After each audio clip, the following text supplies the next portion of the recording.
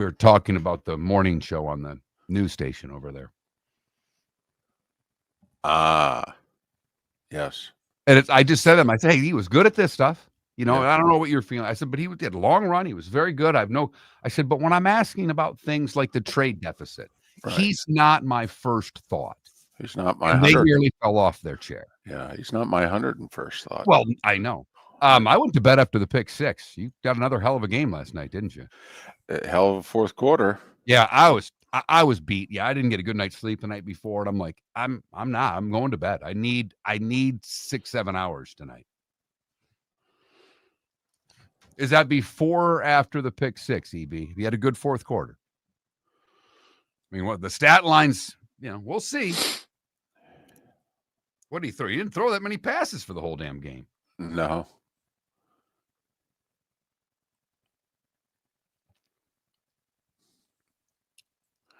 $13 to 20 for 143. Yeah, their O-line. I mean, I got to be honest, EB, and I know you're not a Vikes fan, but that sounds like someone praising Bo Nix last year.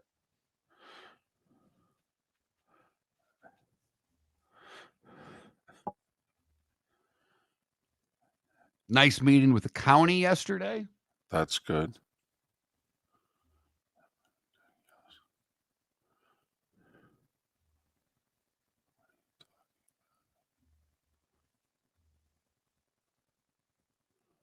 What do you mean unable to verify? Let's have to go here.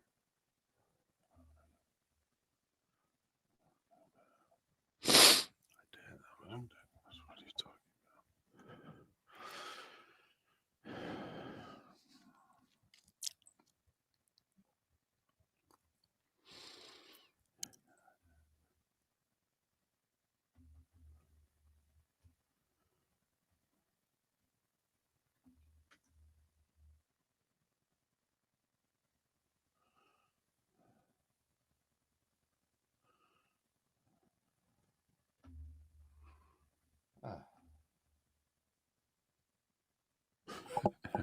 You got it, Jay Yandel.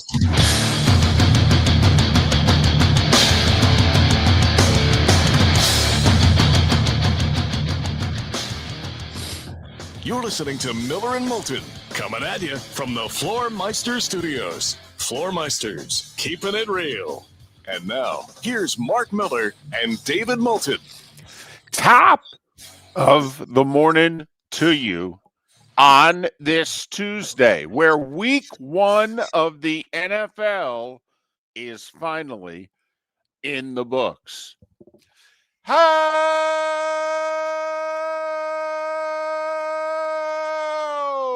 the heck are you? Miller and Moulton. MillerandMoulton.com. Miller_Moulton on X. You know, these primetime games, Mark, you've had to stay with them, at least the last two for the fourth quarter, because things changed dramatically in the last couple of fourth quarters. How are you this morning? I am good. I will be honest and forthright with our audience. I did not see the Minnesota Vikings come back in the fourth quarter. I had a lousy night of sleep on Sunday. Felt lousy all day yesterday. And after the pick six, that was it for me. I said, I'm done. I'm going to bed. I need 7 hours roughly tonight. And I about once a week, and in between Thursday, Friday, Saturday, Sunday, last night it hit me. It kind of hit the wall and said, enough's enough. So I had to fast forward through the highlights this morning when I got up. Looks like you saw a hell of a fourth quarter, David. Well, Mark, you didn't make a bad decision. I mean, it's not like you were going to miss anything. I mean, the Vikings, the kid just wasn't ready to play. I mean, come on, he looked like somebody who didn't take a snap all of last year and didn't take many preseason snaps either. I mean, the kid's got to get his feet wet. Oh, wait, hold on a second. What's going on here? Mark, we've seen it in a lot of sports. You know, you did hockey for all those years. You and I are both big fans. You know, you're dominating play. All of a sudden, it's late second period, and the lead's only 2. Okay, this game is still there to be had, and one goal changes everything. And 2 penalties and a missed field goal. The Bears were in position to put the Vikings away at the end of the third quarter and at the start of the fourth quarter.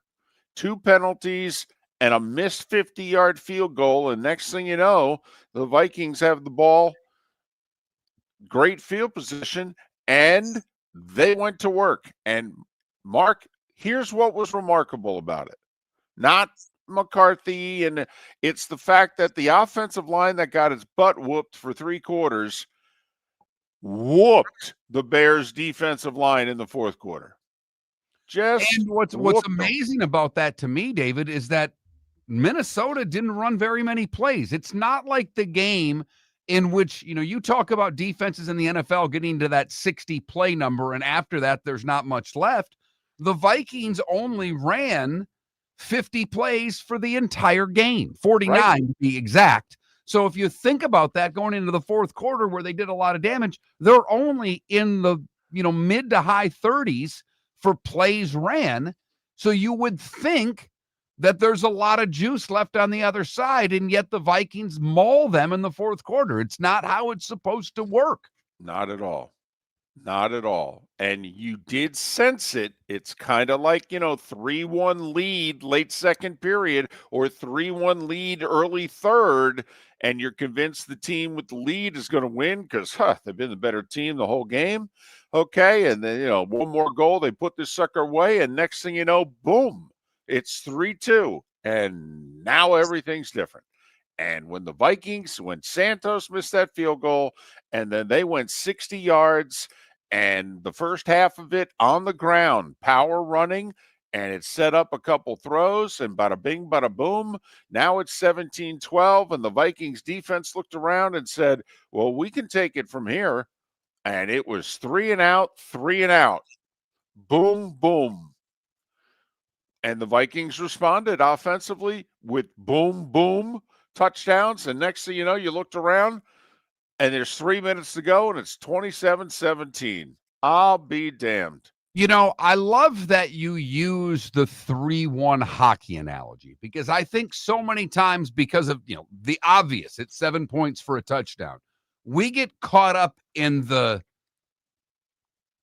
lead and think that it's 14 points. It's insurmountable. It's 2 scores. Right. But I think, and our mentality is changing, but you know what I'm getting at. We just look at the big number versus the little number. Well, they can't do that. Really, they can. And you mentioned the missed kick, David. It is kind of, if I were to underanalyze week 1 and just throw out miskicked as the reason for a lot of games in week 1, we could point to several where that's the case. Cleveland, Atlanta, Chicago last night. It is amazing for how good kickers now are, how much trouble many kickers had in big situations in week 1. Now, it wasn't a gimme. It was 50 yards, but it did change things. It did. Here's the other thing, and I thought it at the time. The Bears had a 7-3 lead, and it's mid-second quarter. The Vikings literally had done nothing. They had gotten like a 35-yard pass interference penalty. That's what led to their field goal. They hadn't done anything. And the Bears have 4th and 3 on the 24-yard line. I know. I'm old guy. Yes, I'm Eastwood on the porch, the whole deal. I don't understand what is wrong with kicking the field goal. I don't understand what is wrong with, if you kicked a field goal on every drive, you'd make the playoffs every year. Guaranteed. Even if it was a game that only had 9 possessions, and we had multiple NFL games this week that each team only had the ball 9 times. Hell, that's 27. How many times are you going to lose when you put 27 on the board? You'll make the playoffs if you put 27 on the board every week. 5 teams scored more than 27 points last week, or week 1, just for the record. A couple scored actually on 27, but only 5 teams scored more than 27. Now, 2 of them did lose, the Jets and the Ravens. Right. But yeah, okay, it happens. But I remember thinking it at the time. I'm like, man, what's wrong with points? It's a 42-yard field goal, which in the NFL, if it's if it's inside 45, I mean, you know, these days the kickers feel like they're 90%, even though week one they weren't. But I just remember thinking, why do we have to go for it here? Okay. And I know analytics. Oh, analytics. Yeah. They got a guy who's never played quarterback in the league before. I don't know. I would think points would be a good thing. Put pressure on him. I didn't get it then. I don't get it now. You know, with the Vikings have played the defense that they played at the end of the game with a 10-point lead and giving up that touchdown. Who knows? But I just, and it's not just a Ben Johnson thing. It's most of the 32 coaches. Yeah, you've been on. This is not a new theory from David. We've been talking about this for a couple of years since the going forward on fourth down motto has become so in vogue around the league. Little stat for you, David, and you probably already had this, but I heard it this morning and I thought it was fun. Ben Johnson had an 11-point lead heading into the fourth quarter. Uh-huh. The last time a rookie coach had a lead of 11 or more heading into the fourth quarter and lost, well, it was 7 years ago when Jim Nagy and the Bears had a 17-point lead against the Packers, only to blow it and lose that game. I will say, Mark, we talk about fan bases, and I obviously don't have a lot of experience with the Bears fan base. I just don't. Mark, and before the game, oh, come on. It's the season opener. We got a new coach. Bear down. We got our quarterback. They're ready to go. They got the beef sandwiches. They're ready. And Mark, I gotta give Bears fans credit. They got Caleb Williams' jersey. Okay. I wasn't seeing a bunch of Urlachers and Singletaries and Paytons. I mean, yeah, I saw some, but man, there's a lot of people wearing Caleb Williams' jersey. They're in. They bought their stuff. They're still wearing it. Okay. All right. Good. And, the chants were going. And before the game, the chants were the Bears song and all sorts of, let's go Bears and all that stuff. After the game, Green Bay sucks.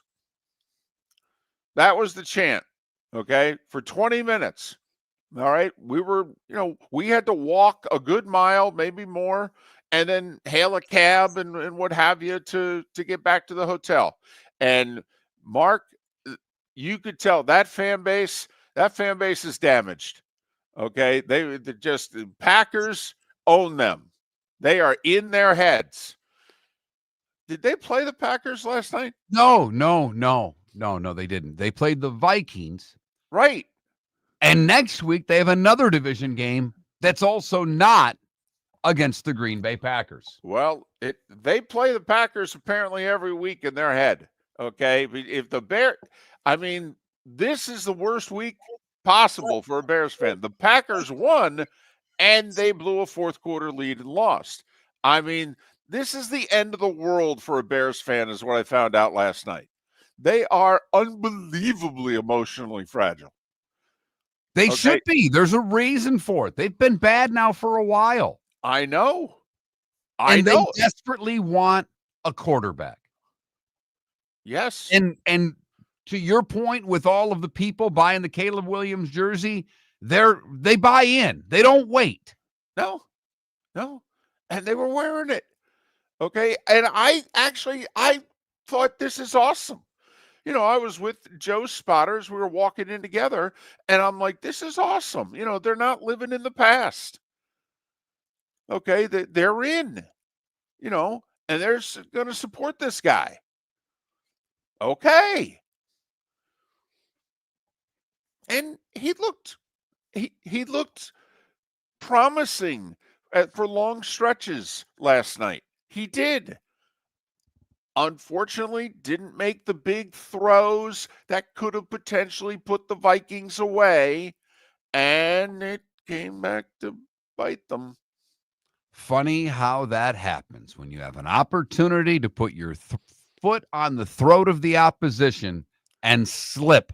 How many times that opposition comes back to take the victory. Miller and Moulton, great show today. Pat Kirwan, Chris Perkins, David Samson, all on Miller and Moulton. For over 50 years, the Nolan family has been dedicated to protecting local families. Nolan Family Insurance is a second-generation independent agency that specializes in home, flood, auto, and boat insurance. They take the time needed to explain your coverage options and answer your questions so you can make an informed decision that's right for you. If you're looking for an agency that treats you like family, call 941-639-1122 or go to nolanagency.com. That's 941-639-1122 or nolanagency.com. American Paint Supplies is your one-stop shop for all your coating needs and has been for 30 years. American Paint Supplies is also your #1 Festool dealer in Southwest Florida. If you are a builder, cabinet maker, painter, or power tool enthusiast, Festool craftsmanship can be found at American Paint Supplies. Celebrating 30 years of service, and Festool is celebrating 100 years of excellence. Come to American Paint Supply for a perfect pairing of service and expertise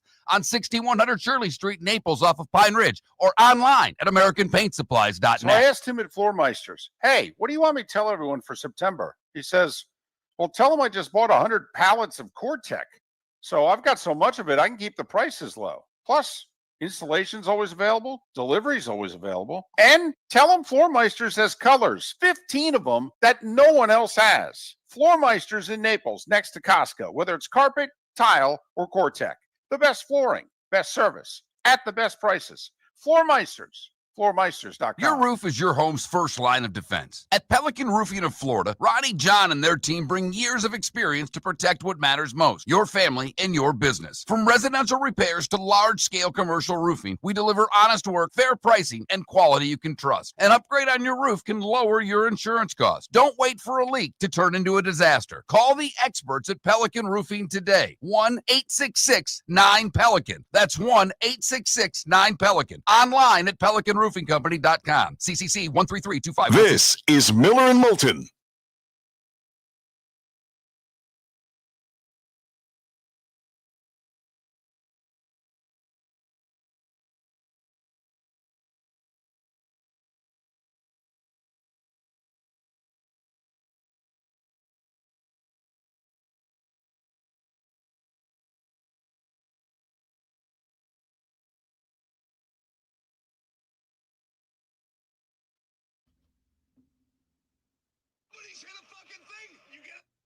Whoops.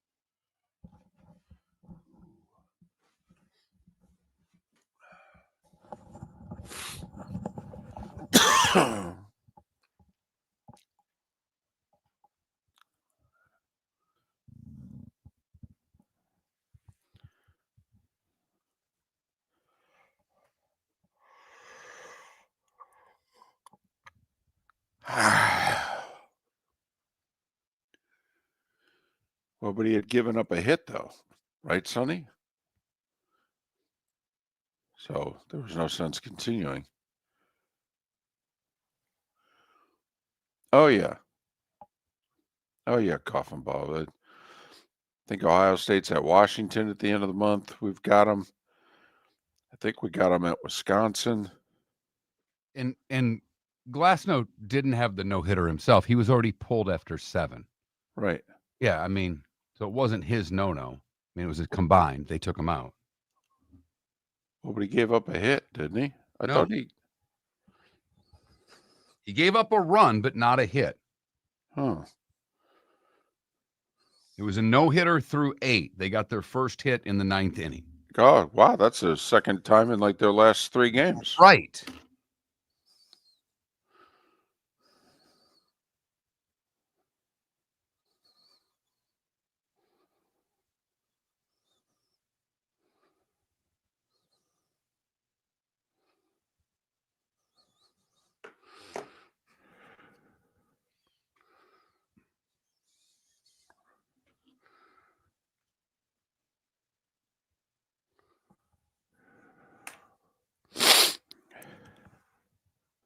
We had some pitching last night in Major League Baseball. We had 3 shutouts and a team taking a no-no to the 9th.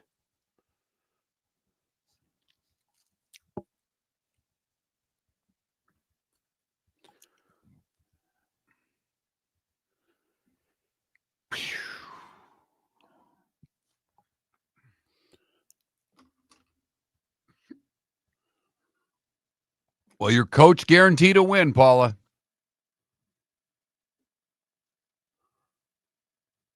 Oh, he did? Well, I saw that this morning. Yep. Guarantees a week 2 victory. Huh. We're going to get in. We're going to get ready to play Chicago. We're going to win this game. We have to.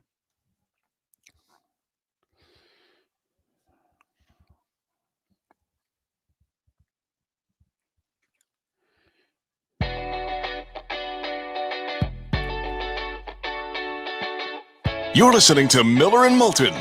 And now, here's Mark Miller and David Moulton. 21 minutes past the hour. The starting 5, a little more than 15 minutes away, as Mark mentioned at the end of last segment. Pat Kirwan, Chris Perkins, David Samson, all on the show today. Miller and Moulton, millerandmoulton.com, Miller_Moulton on X. Mark, you know, I hate to just fall all over myself praising anyone or anything. You know, I've got a little bit of cynic. It's the sarcasm in me, you know. A little bit? A little bit. A little bit. I'll let you have You know, that. but there are I certain, don't feel like fighting that you have a little bit in you.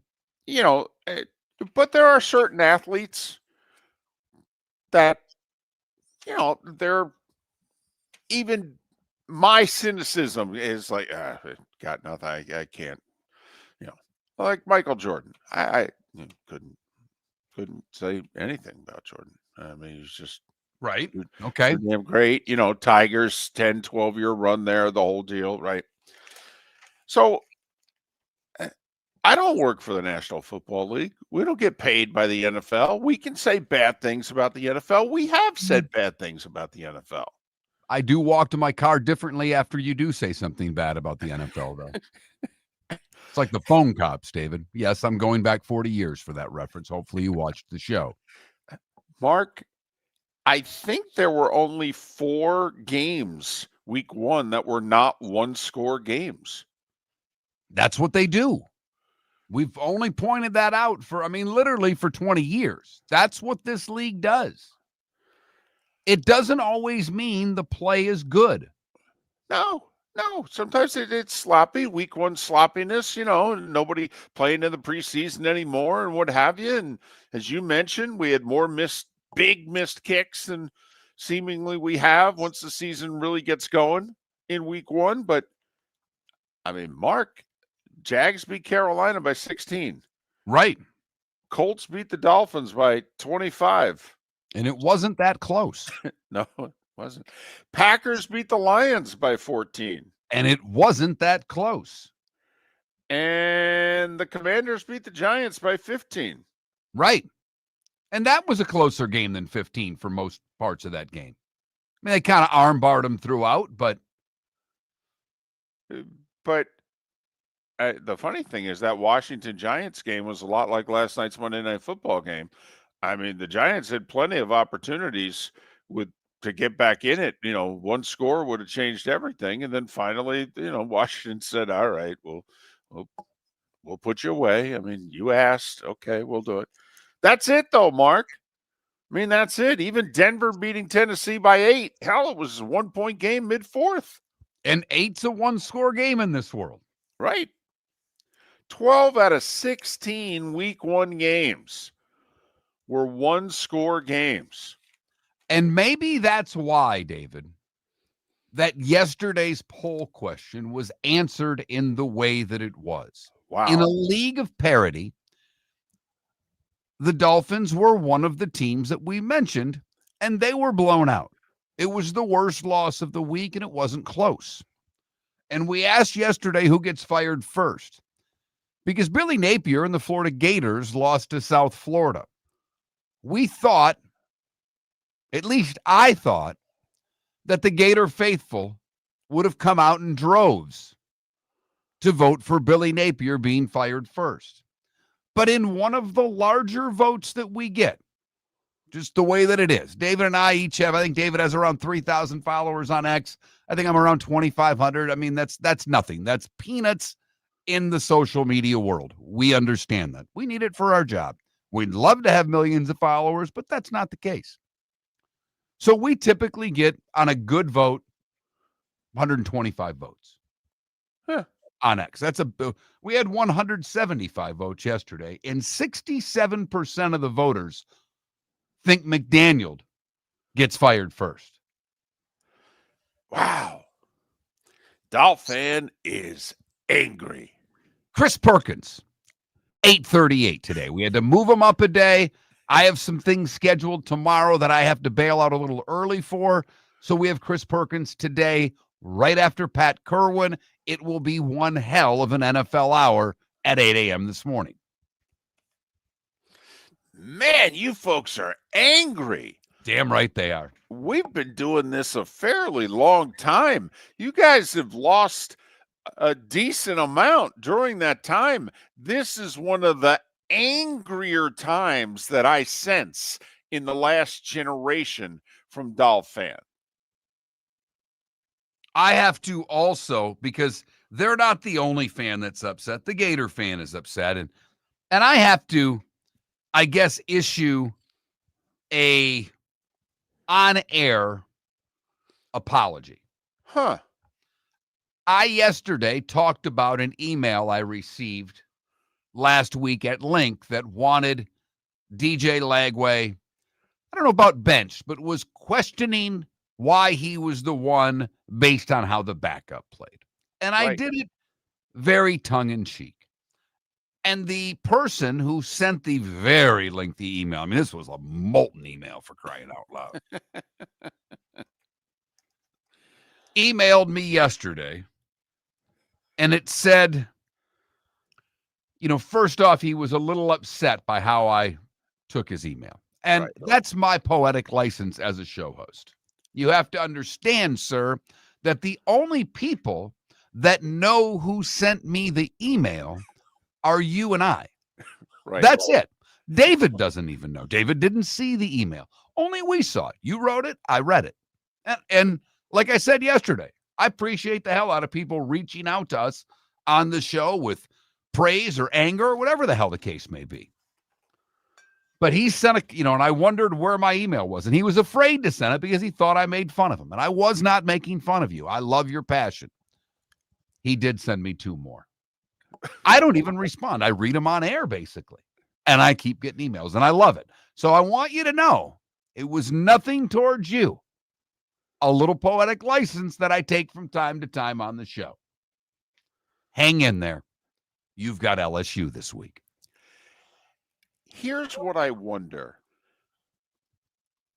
A, did we just totally misread Dolphin? Or B, how many Gator fans are also Dolphins? And Miami's loss was the second one.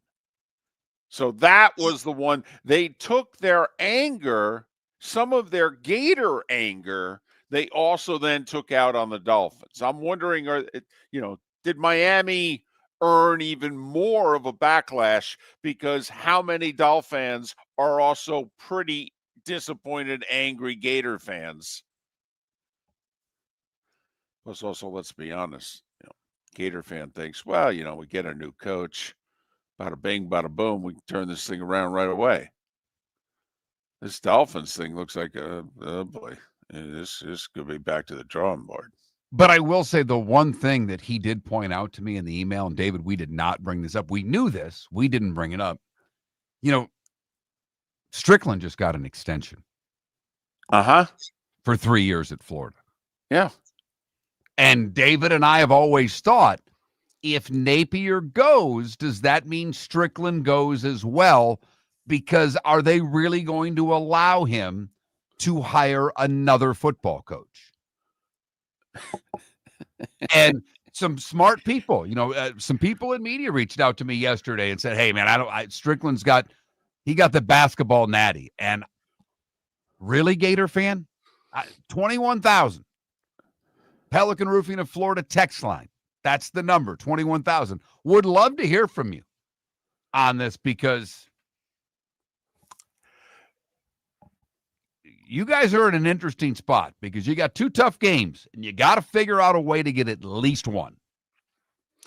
Mark, there were a few people that I know who are loyal listeners, and as you and I like to do some R&D, they did some R&D on our behalf.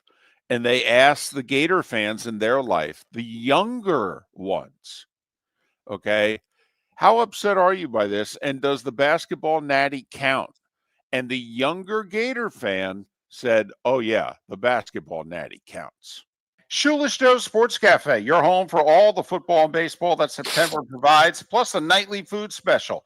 Got bingo and trivia Tuesdays and Thursdays, live music Fridays, karaoke Saturdays. Never mind the fact that Shoeless Joe's is going to celebrate Grandparents' Day, National Hot Dog Day, National Cheeseburger Day, all in the month of September. Food and drink specials during every NFL game. Shoeless Joe's, the official home for Ohio State football. Shoeless Joe's, good food, good times, good sports, in the Doubletree by Hilton. Bell Tower Shops, Fort Myers. When you're craving the real taste of Chicago, there's only one name to know. Jimmy the Beef Guy. We're talking tender, juicy Chicago beef sandwiches. Whether your party's for 10, 100, or 200, bring game day to your house with Jimmy the Beef Guy. The catering packages come with the beef, the gravy, the peppers, the bread, everything you need. 2 convenient locations, Fort Myers and Bonita Springs. Skip the ordinary and bring the beef. Jimmy the Beef Guy, Chicago flavor, Southwest Florida style. Call today or visit jimmythebeefguy.com. Tell him Miller and Moulton sent you. So I asked him at Floormeisters, hey, what do you want me to tell everyone for September? He says, well, tell them I just bought 100 pallets of Core-Tech. So I've got so much of it, I can keep the prices low. Plus, installation's always available. Delivery's always available. And tell them Floormeisters has colors, 15 of them that no one else has. Floormeisters in Naples, next to Costco, whether it's carpet, tile, or Core-Tech. The best flooring, best service, at the best prices.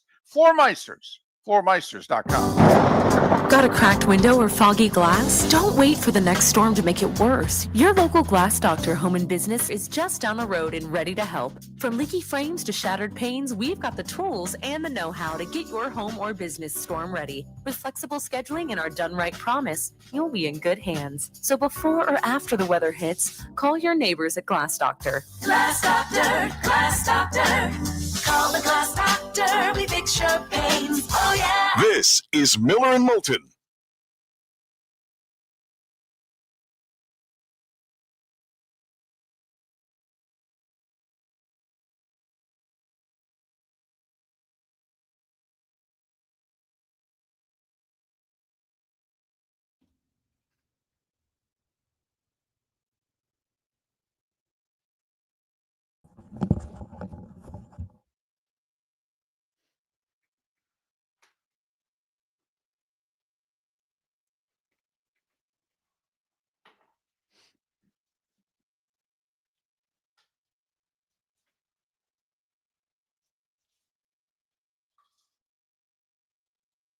Jay Gunn, you're probably right. But let me ask you the question.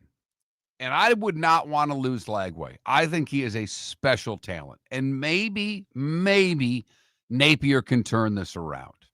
I don't think so, but maybe. If Florida ends up going 6-6, is it worth keeping Lagway? Is it worth keeping Napier for the opportunity to keep Lagway? That's the question I would ask you. And I don't know what the right answer is, Jay Gunn. I really don't. I don't like seeing coaches fired. I don't like seeing people fired.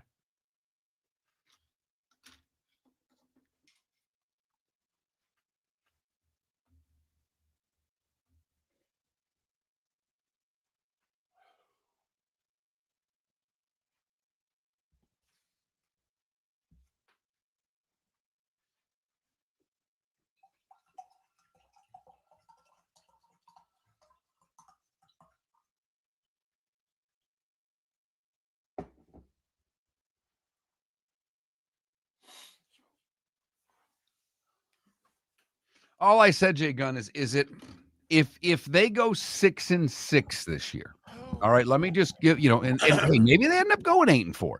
But if the Gators go 6-6, is it worth keeping Napier just so you keep Lagway?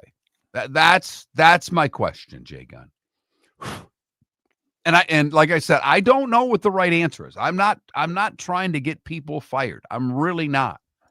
But I do believe in my heart of hearts, if they lose these next two, he's gone. David disagrees, and he's probably right. But the buyout is not big money anymore. No, the buyout's doable. I mean, it's putrid that $20 million or $24 million in season is not much money, but that's just the way that it is.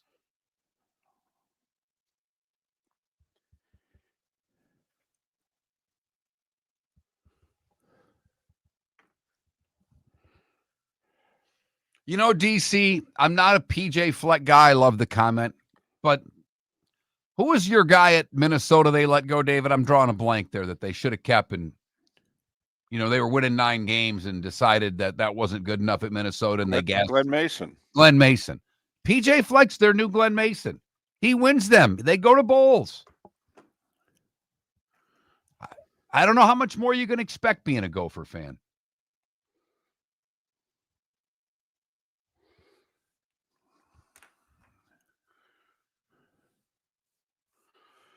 Ooh.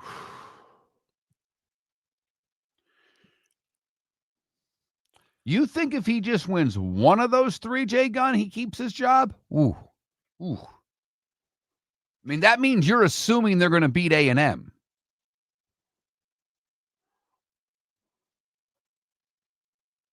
I'm with you, Adam. And I know David wants Golish. I don't think that's going to fly. Golish might be the right guy.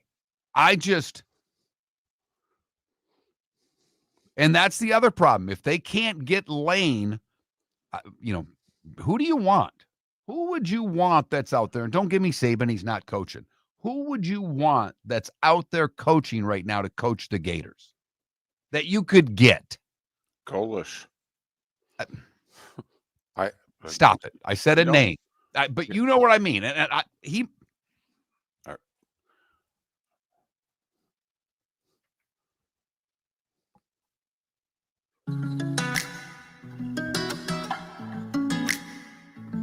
Welcome back to Miller and Moulton. Text the guys what's in your mind at 21,000. That's 21000. And now, here's David Moulton. 22 minutes till the top of the hour. Miller and Moulton, millerandmoulton.com, Miller_Moulton on X. All right, we haven't talked about this, but a poll question. Here's an idea. Who do you want to be the next coach of the Florida Gators? Or who do you want to be coaching the Florida Gators in 2026? And you could go Alex Golish, Lane Kiffin, John Gruden, or Billy Napier. He's got to be like, I don't think we can replace him just yet. Okay. Even me, who thinks if they lose the next two, he's gone.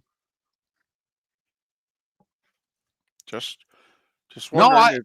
I think he's got to be on the list. I think he's got to be on the list. If I'm South Florida, I don't know. Nothing you can do, David. There's nothing you can do. I would throw myself at him. I'd handcuff myself to his ankles. He'd have a very hard time coaching on Saturdays. Okay. What? It keeps pulling. Just give me more cord. It's not cord. What is it then? It's your AD. He's tied to your ankle. Oh, I've heard about tied to my hip, but no, he's tied to your ankles. In fact, you're chained. Well, get off these chains. He's the boss. What am I supposed to do? He's tied to your ankles. Just a thought. The starting five. 5 big stories you need to know. Here is the starting five. And we'll start with the NFL. Week 1 is officially in the books after the Vikings came from behind, trailing 17-6 early fourth. They scored not 1, not 2, but 3 fourth quarter touchdowns, turned the 11-point deficit into a 10-point lead. Bears scored with 2 minutes to go. Vikings win it 27-24. Minnesota is now 27-9 in one-score games under Kevin O'Connell. That's a 75% winning percentage. 27-9. Think about it. 36 of his 52 regular season games have been one-score games, and the Vikings are really good at winning them. Other NFL news and notes. Nielsen said a little over 16 million of you took in the Chiefs and the Chargers on YouTube.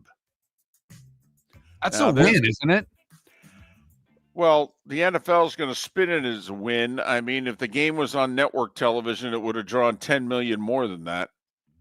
I mean, that's just a fact.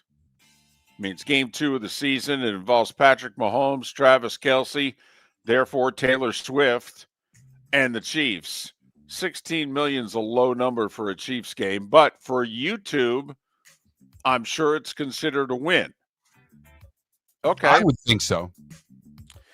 The Giants are sticking with Russell Wilson, at least for another week. Based on how that offensive line played, I think it would be incompetence to put Jackson Dart behind it. Let Winston or Russell, let them take the beatings. I mean, just protect the kid. Week 2, Giants are at the Cowboys. Dolphins say that right guard James Daniels and cornerback Storm Duck, both out at least a week, likely longer. Daniels hurt his pectoral muscle. Duck rolled an ankle. Here's the problem for the Dolphins.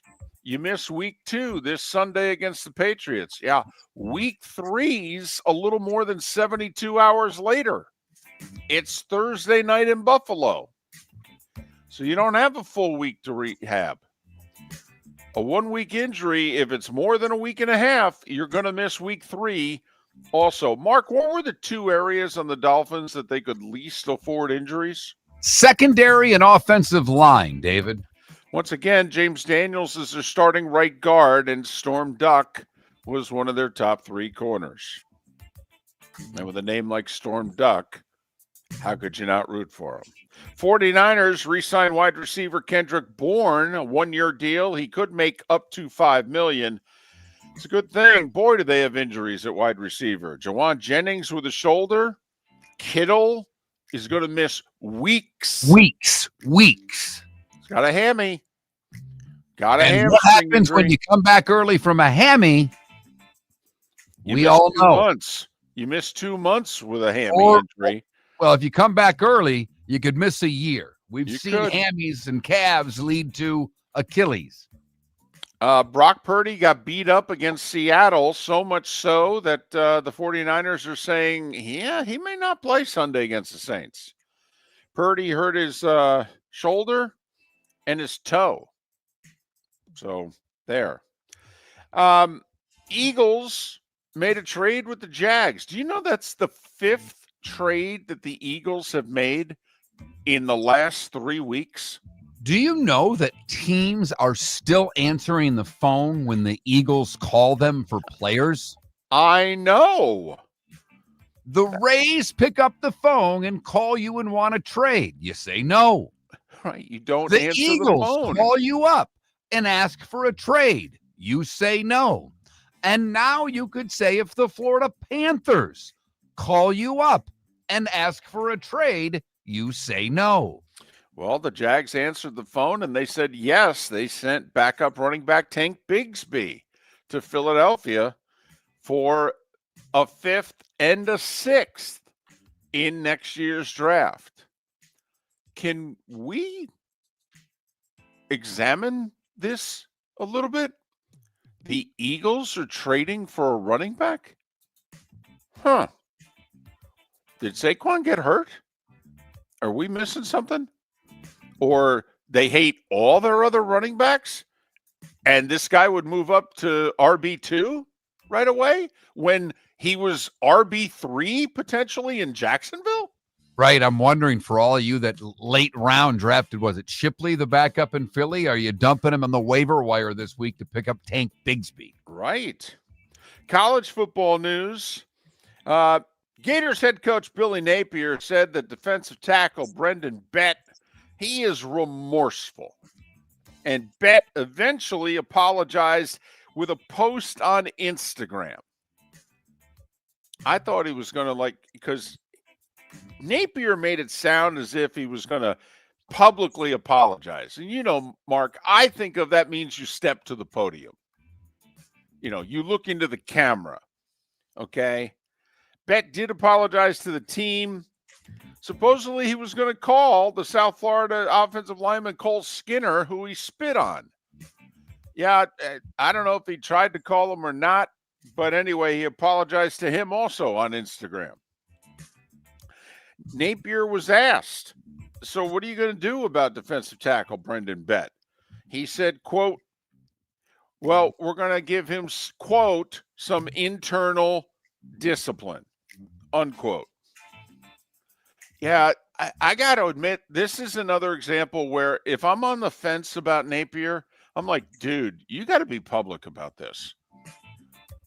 That kid's A, spit on another person. B, it went a long way to you losing the game. Don't be afraid to actually be a tough guy here. I digress. No, I mean, fine. David, look, there are still times. This almost seems like a trial balloon they threw out to see what the Gator faithful are going to say, because this looks to me like he's playing Saturday. Well, Michigan head coach Sharon Moore is not coaching the next 2 games. Suspended for Central Michigan at home this Saturday, and then a week from Saturday at Nebraska. Biff Poggi, who was the head coach at Charlotte until last year, he is the interim head coach. Moore can observe practice all this week. His suspension actually begins at 12:01 a.m. Saturday. And then the way I read it, he's not to be around the team for a week through the Nebraska game. Baseball. Aaron Nola. He'd been throwing batting practice until he faced the Mets. He threw 6 shutout innings. Phillies hang on, beat the Mets 1-0. Their lead is 8. Their magic number is 11. Meanwhile, the Mets lead for the final playoff spot in the National League's down to 3 because the Giants beat the Diamondbacks 11-5, hit 5 homers in the process. San Fran 3 back, Diamondbacks 4.5 back. Mets own the tiebreaker on the Giants. They don't own the tiebreaker on the Reds. We'll get to them in a moment. Texas shut out Milwaukee 5-0. Michael Hellman with a grand slam and all 5 RBIs. Brewers lead in the Central 7.5. Their magic number is also 11. Texas remains a game and a half behind Seattle. Brewers lead is still 7.5 because the Cubs lost to Atlanta 4-1. Albies and Olsen homered for the Braves. The Cubs right now have a 2-game lead to be the 4 seed. That means they'd host all 3 games in the first round playoffs. Dodgers took a no-no to the 9th. It's the second time in 3 games the Dodgers have had a no-hitter going to the 9th. Tyler Glasnow pitched the first 7 no-hit innings, struck out 11, but at 105 pitches, they took him out of the game. Dodgers beat the Rockies 3-1, maintained their 1-game lead in the West because the Padres beat the Reds in extra innings 4-3. San Diego was down 3-0. They tied it with 3 in the 6th. And then Fernando Tatis Jr. sacrifice fly in the 10th won it. Reds are 4 back of the Mets. They own the tiebreaker on the Mets. The Mets are 3 ahead of the Giants. They own the tiebreaker on the Giants. Cleveland and Royals switch places in the standings with the Guardians 10-2 win over Kansas City. Cleveland 2.5 back of the Mariners for a wild card. The Royals are 3. Speaking of Seattle, they scored 4 in the 6th to beat the Cardinals 4-2. They're 2 behind Houston for the AL West lead, but they're only a game and a half up on Texas to hold on to the final playoff spot in the American League. You know, I was looking at the odds to win the American League, and all the teams that are currently in the playoffs are obviously the favorites. Texas has some interesting odds because if they were to get in, that's a dangerous playoff team, David. Because they have the best pitching in baseball. Yep. And so do you really want to see them? And it's like plus series. 15,000 to win the AL. I mean, it's long odds.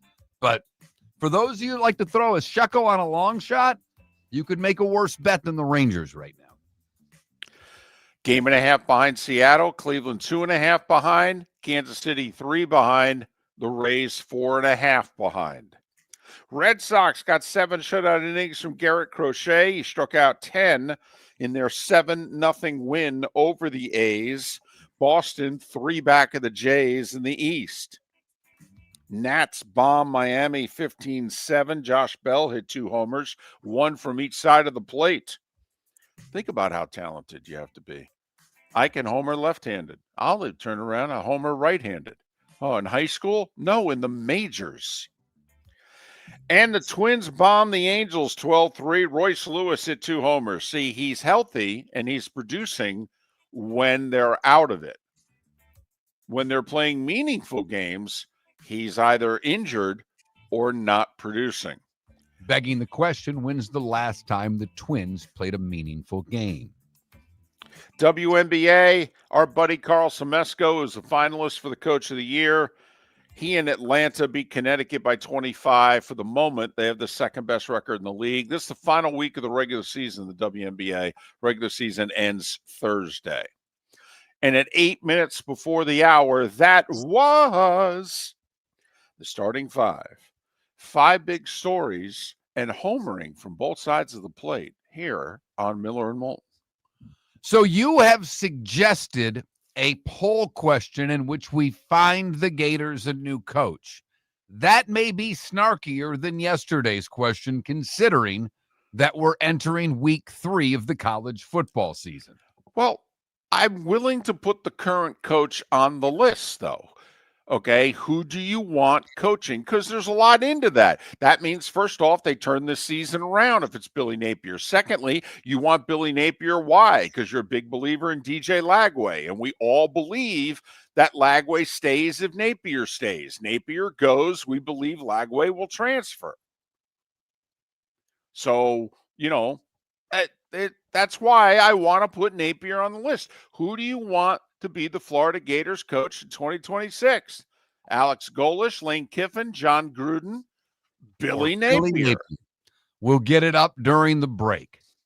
Miller and Moulton, terrific show lined up. Hell, We think we've already started that way. A great 8-hour with Pat Kirwan and Chris Perkins and David Samson at 9 o'clock on Miller and Moulton. Your roof is your home's first line of defense. At Pelican Roofing of Florida, Ronnie John and their team bring years of experience to protect what matters most, your family and your business. From residential repairs to large-scale commercial roofing, we deliver honest work, fair pricing, and quality you can trust. An upgrade on your roof can lower your insurance costs. Don't wait for a leak to turn into a disaster. Call the experts at Pelican Roofing today. 1-866-9-PELICAN. That's 1-866-9-PELICAN. Online at pelicanroofingcompany.com. CCC 1332512. Think we only fix windows? Think again.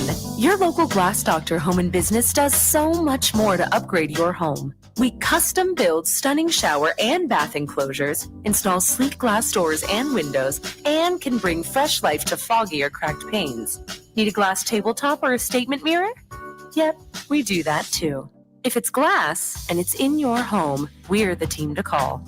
Call the Glass Doctor, we fix your pains. Oh, yeah. Mark Miller for Sleep Treatment Direct. They are helping me with sleep apnea. And by helping me, I mean curing me. No more CPAP machine, no more snoring, no more tossing, no more waking up exhausted. Their expert team got me the right treatment, fast and hassle-free. If you want to feel energized and get rid of your snoring, call Sleep Treatment Direct today. 444-1741. That's 239-444-1741. Sleep Treatment Direct. Sleep safe and So I sound. asked him at Floormeisters, hey, what do you want me to tell everyone for September? He says, well, tell them I just bought 100 pallets of Core-Tech. So I've got so much of it, I can keep the prices low. Plus, installation's always available. Delivery's always available. And tell them Floormeisters has colors, 15 of them that no one else has. Floormeisters in Naples, next to Costco, whether it's carpet, tile, or Core-Tech. The best flooring, best service, at the best prices. Floormeisters.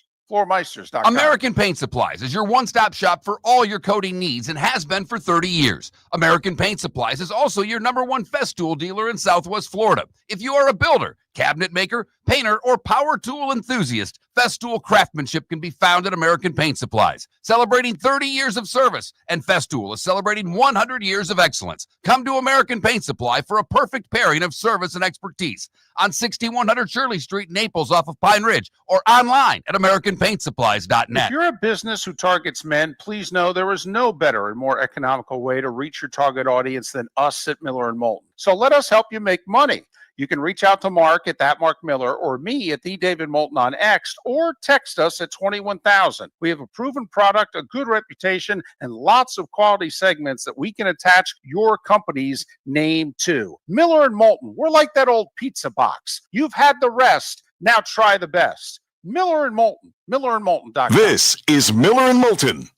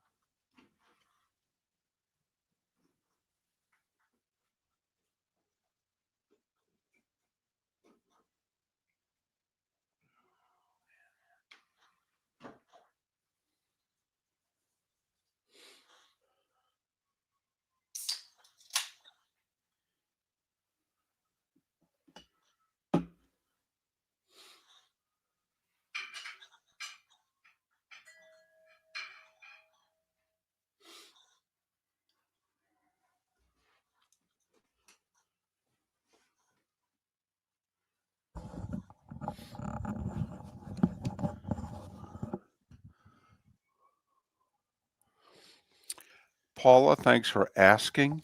Had to do a lot of walking after the game last night, and it was not easy walking hard surfaces, uneven surfaces. So my legs are bothering me a little bit. Behind my knees are bothering me. That's why during the breaks, I'm trying to stretch my legs out. But thank you. David, do you ever go Corso at any of those meetings and unload on the snack tray to take to your room? No. I have, however, leaving the booth, grabbed a bunch of the stuff, put them in my bag for breakfast on Tuesday mornings. That I have done. There you go.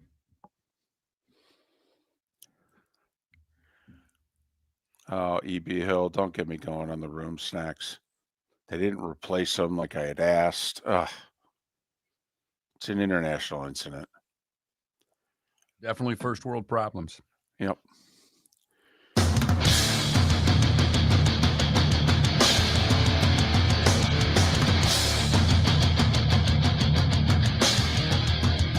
You're listening to Miller and Moulton, coming at you from the Floormeister Studios. Floormeisters, keeping it real. And now, here's Mark Miller and David Moulton.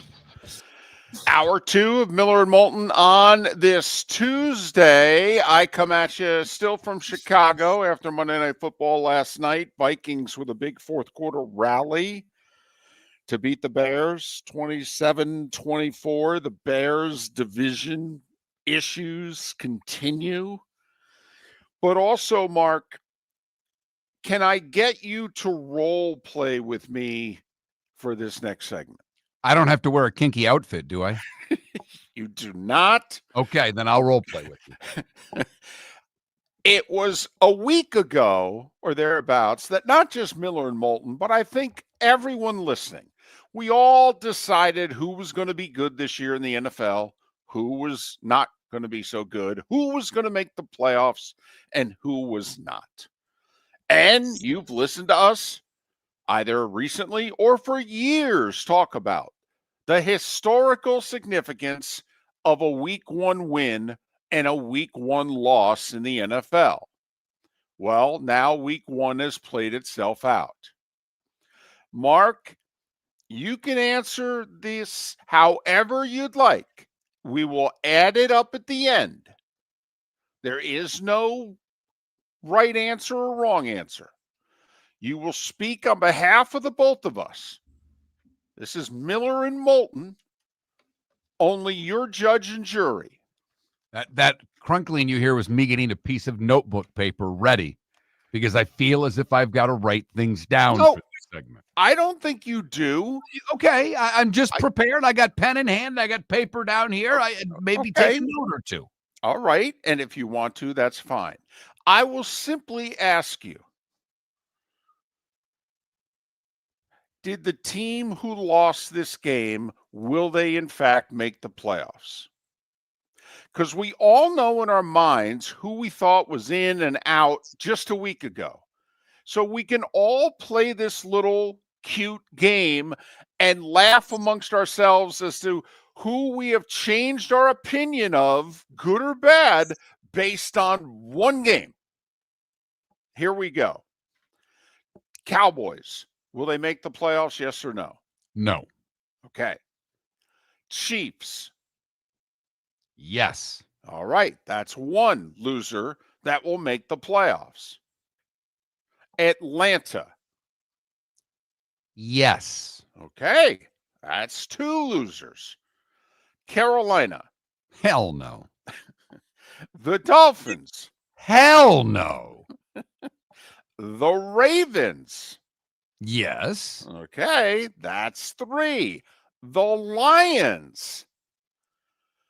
This is a tough one because this, based on what I watched, should be a no. But I said before week 1 that both of these teams were going to the playoffs. I am not going to change my mind, so I will say yes. Oh, now we're at 4. We don't normally get more than 4 losers making the playoffs. So now we will go through the rest of the games. The Seahawks. No. The Texans. Hey. Now, Yes. last year, okay. All right. And to give you some solace, last year, 9 of the teams who won week 1 made the playoffs, but 5 of the teams who lost also made the playoffs. The years before that, it was 10-4 and 10-4, but last year it was 9-5. Okay. Texans. Thanks, Dolly Parton. Well, No. I just was singing the song in my head, and I thought I'd share. well, we're all working. The Browns. Hell no. The Jets. No. The Giants. No. The Saints. No. The Patriots. No. The Titans. No. The Bears. Hell no. Okay. You So- know, I said Aaron Glenn was going to do better than Ben Johnson. That was a statement I made early in the summer. You did. You did. But you've walked back a couple of things. We've all walked back a couple of things. You were convinced the Cowboys mid-August were going to win 10 games and be a wild card team. And then the whole soap opera played out with Micah. And you said, yeah, I'm jumping off that train. I did. I jumped off before the season began. So for the record, 1 week in, and I don't think you've changed your opinion in a week's time about anybody. The team I probably have changed my opinion about the most is one that I already thought was going to be bad, but I gave them a range of like 6 to 8 wins, and now I don't know if they can get 6 are the Miami Dolphins. That was disgraceful to me. That everything that they tried to build upon in the offseason came crashing down by the end of the first half of week 1. Did you see what Rex Ryan called Mike McDaniel yesterday? No. Nerd boy. I saw a picture yesterday and I sent it to David. And like I said, we don't text a lot, but I thought it was funny. It was McDaniel in a Best Buy outfit working the counter. And I'm like, that fits. Can't you see him at Geek Squad? Because I can. Well, and yesterday, Mark's frustration with Mike McDaniel, it got a little, I don't know if personal, but it kind of cross over into a comment about one's fashion, in which finally Mark, exasperated about the Dolphins, said, could he at least wear pants that come down to the top of his shoes? That's it. So at this point, small victories for Miami. I'm thinking to myself, wow, you sound older than me there, but I'm with you. Okay, so for the rest of the show, whenever Mike McDaniel was asked, one of us to the other would go, khakis? So there you have it, Mark. We're 1 week into the season. All right. You've got 5 of the teams who lost week 1 still making the playoffs. You're still okay on the Chiefs. You're still okay on the Falcons, the Ravens, the Lions, and the Texans. Okay. I'm sticking to the teams that I picked before the season began.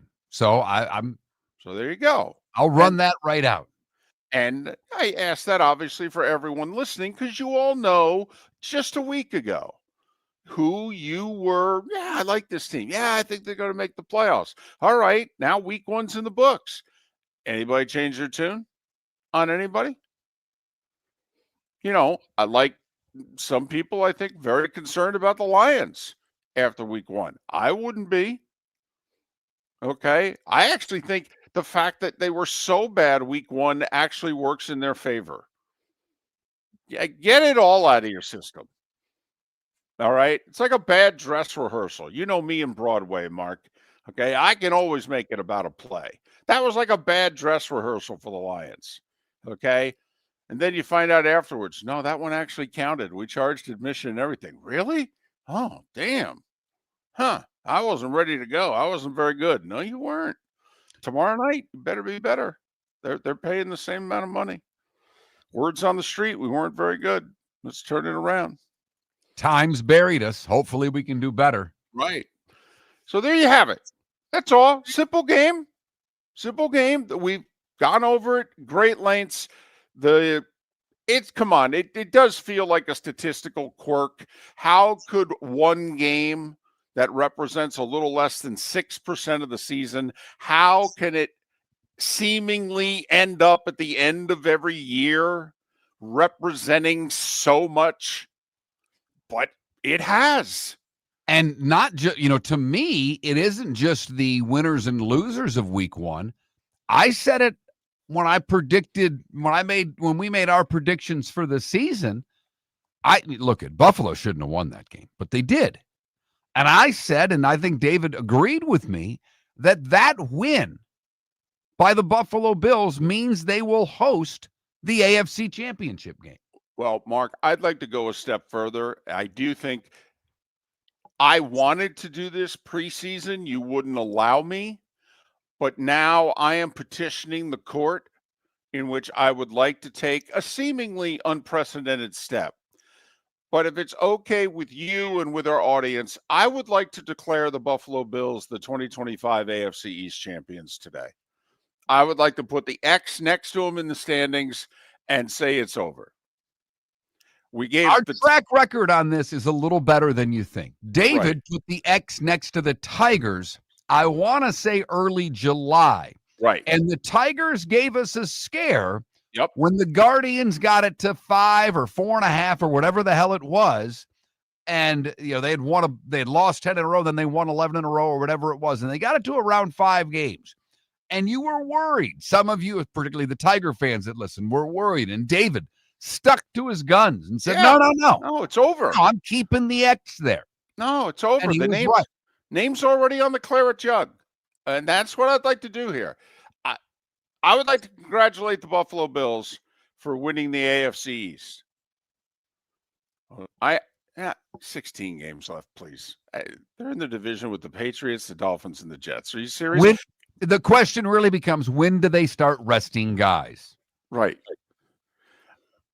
I mean, come on. This division's over. You know it's over. I say we just make it official. Come on, stick your neck out. I'd like to congratulate the Buffalo Bills for winning the AFC East. I love it. Anybody? I love it. Anybody disagree? No. That's disrespectful. I don't know what to tell you. Have you seen the other teams? Come on. I think a better question would be, how many games do the Buffalo Bills win the AFC East by? Because you're right, David. I mean, barring an Allen injury, and even with one, I still think they win the damn division. But if he stays healthy the whole year, how many games do they win the division by? Because no one else in that division is going to be over 500. No. I think they win the division by 6. I think they'll win 13, and no one in the division will win more than 7. So it's over. We're declaring it over. The Tigers have won the Central, the Brewers have won the Central, and the Buffalo Bills have won the AFC East. Congratulations, boys. So there you have it. We're already declaring winners of divisions in football. Right. When we come back, we will get you our poll question. Snarky is what we do. And we did it again with this one. Miller and Moulton, millerandmoulton.com. American Paint Supplies, celebrating 30 years in Naples, is proud to be the exclusive Farrow & Ball dealer in Southwest Florida. The best thing to come from the UK since the Beatles, Farrow & Ball has the colors and paints at American Paint Supplies. See why all the designers and painters choose Farrow & Ball. For 30 years, American Paint Supplies provides the perfect pairing of service and expertise on 6100 Shirley Street in Naples off of Pine Ridge, or online at AmericanPaintSupplies.net. American Paint Supplies is your one-stop shop for all your coating needs. So I asked him at Floormeisters, hey, what do you want me to tell everyone for September? He says, well, tell them I just bought 100 pallets of Core-Tech. So I've got so much of it, I can keep the prices low. Plus, installation's always available. Delivery's always available. And tell them Floormeisters has colors, 15 of them that no one else has. Floormeisters in Naples, next to Costco, whether it's carpet, tile, or Cortec. The best flooring, best service, at the best prices.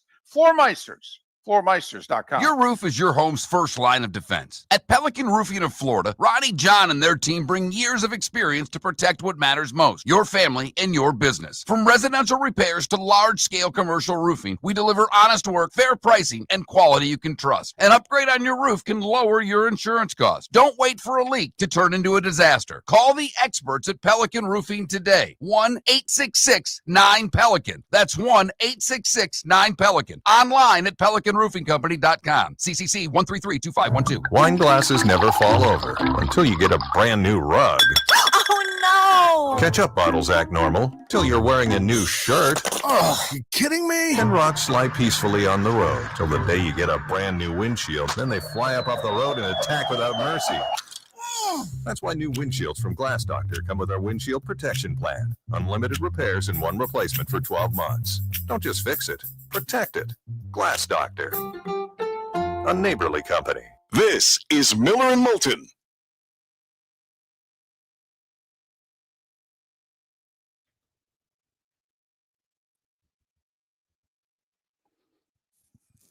Hey, we can probably get through this segment almost on the poll question, but can we talk some, not obscure, but a little bit? We haven't really got into to me, some of the big effects of last week in college football, how Baylor and Iowa State saved a conference. Sure. Because we haven't even brought up Arizona State losing to Mississippi State. Did you see how they lost? Yeah. Oh, snap. But Syracuse Syracuse, the sprints after they go to overtime with UConn. Well, There's a few things, that's all. yeah. Do that at 7:38. Yeah. So if we still did that coolest thing I've seen today, I just saw a golf story. Kid that's Notre Dame's best golfer apparently went 2-1 in the Walker Cup. After winning the Walker Cup at Cypress Point, got to the airport, jumped on a red eye to play in a college golf tournament in Michigan the next day. Nice. Right. Good for him. Exactly.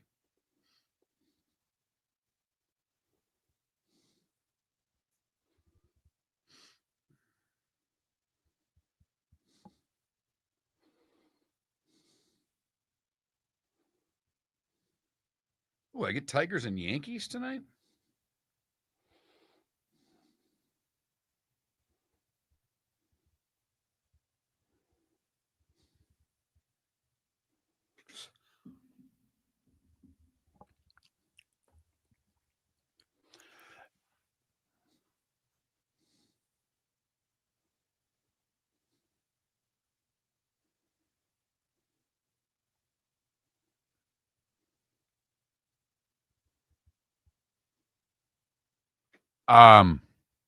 Sonny, is that really a question?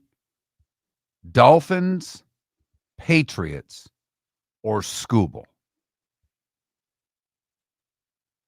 Come on. Now, I won't go anywhere near Miami. I saw the Tigers, and it would be fun to see Scooble. It would. But I'm not wasting a Sunday watching baseball. Not during the NFL season.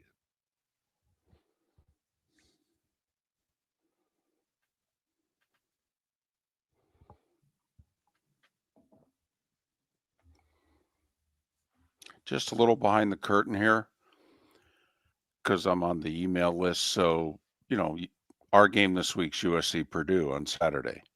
Just got emails from both schools in which they sent the depth charts. And in parentheses, they say for internal use only. Don't give this out. Exactly. Right. Don't give this out as public information, but this is what our depth chart looks like, before we start practice this week. And if anybody, stubs a toe or what have you. Right. You know why? Because CBS pays over $300 million to broadcast the games. And so the colleges think it they should at least extend their media partner the courtesy of here's the depth chart. And when we meet with you in private on Friday, we can go over it and say, no, this has changed, blah, blah, blah. Right. That's what Bill Belichick needs to do. Okay.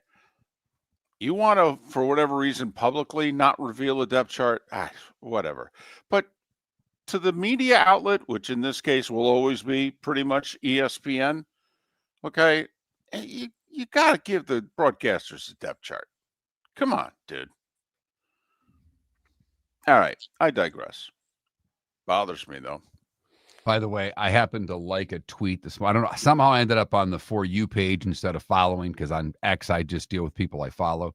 But somehow it was on the For You page, and it had a Paul Maurice screaming at the Panthers from the bench. Make plays. We don't need no effing plays. Bang their effing D's. You know, that whole thing. Right. And it just said, could you see Mike McDaniel saying any of this? Right. And it's like, you stop there and yes.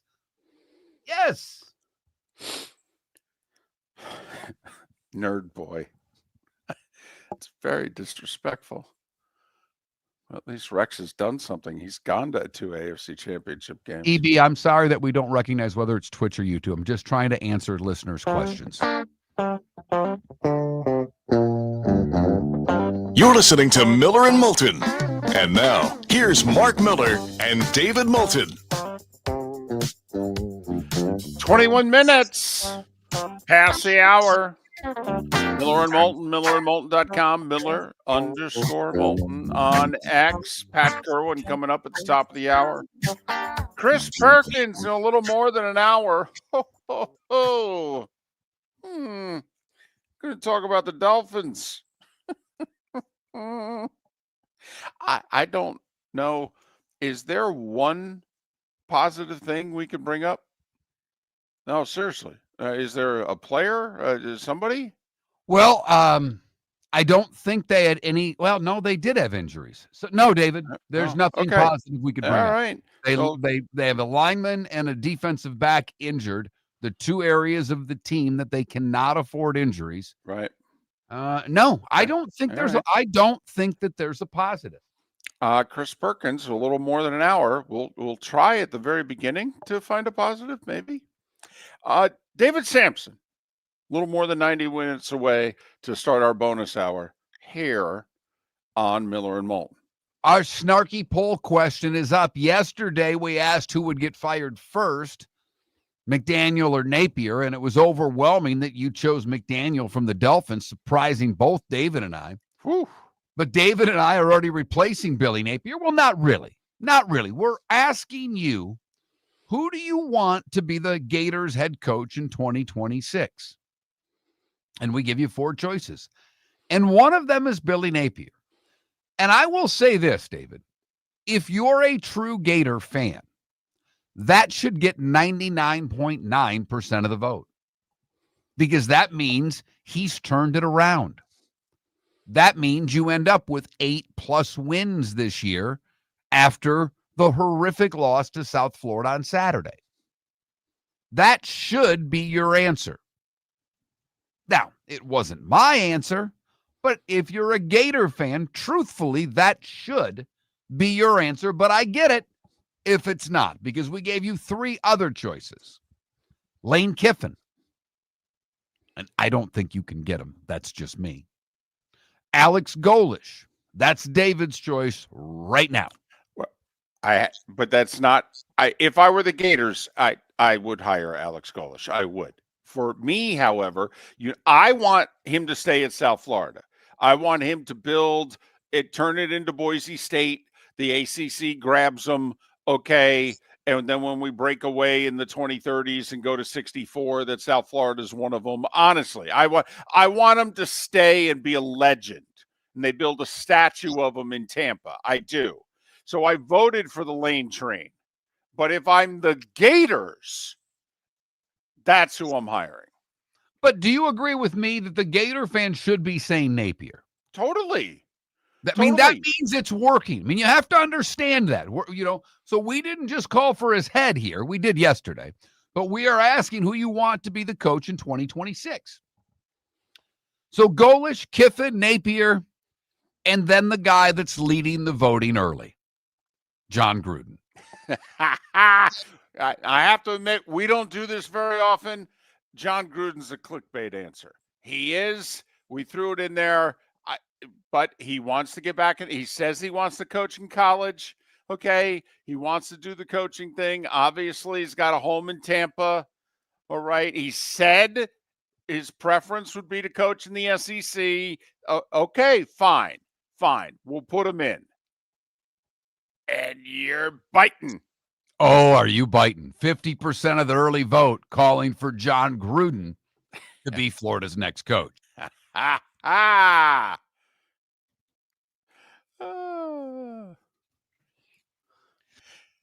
Nice to see some Gator fans, whether it be in the YouTube chat room or the Twitch chat room, saying, can I hire Urban and apologize to him at the same time? Oh,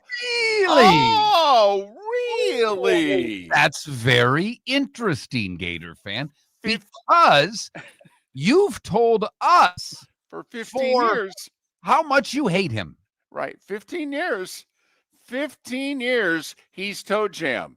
So now are you prepared, Marissa Tomei, to say, I was wrong? Yeah.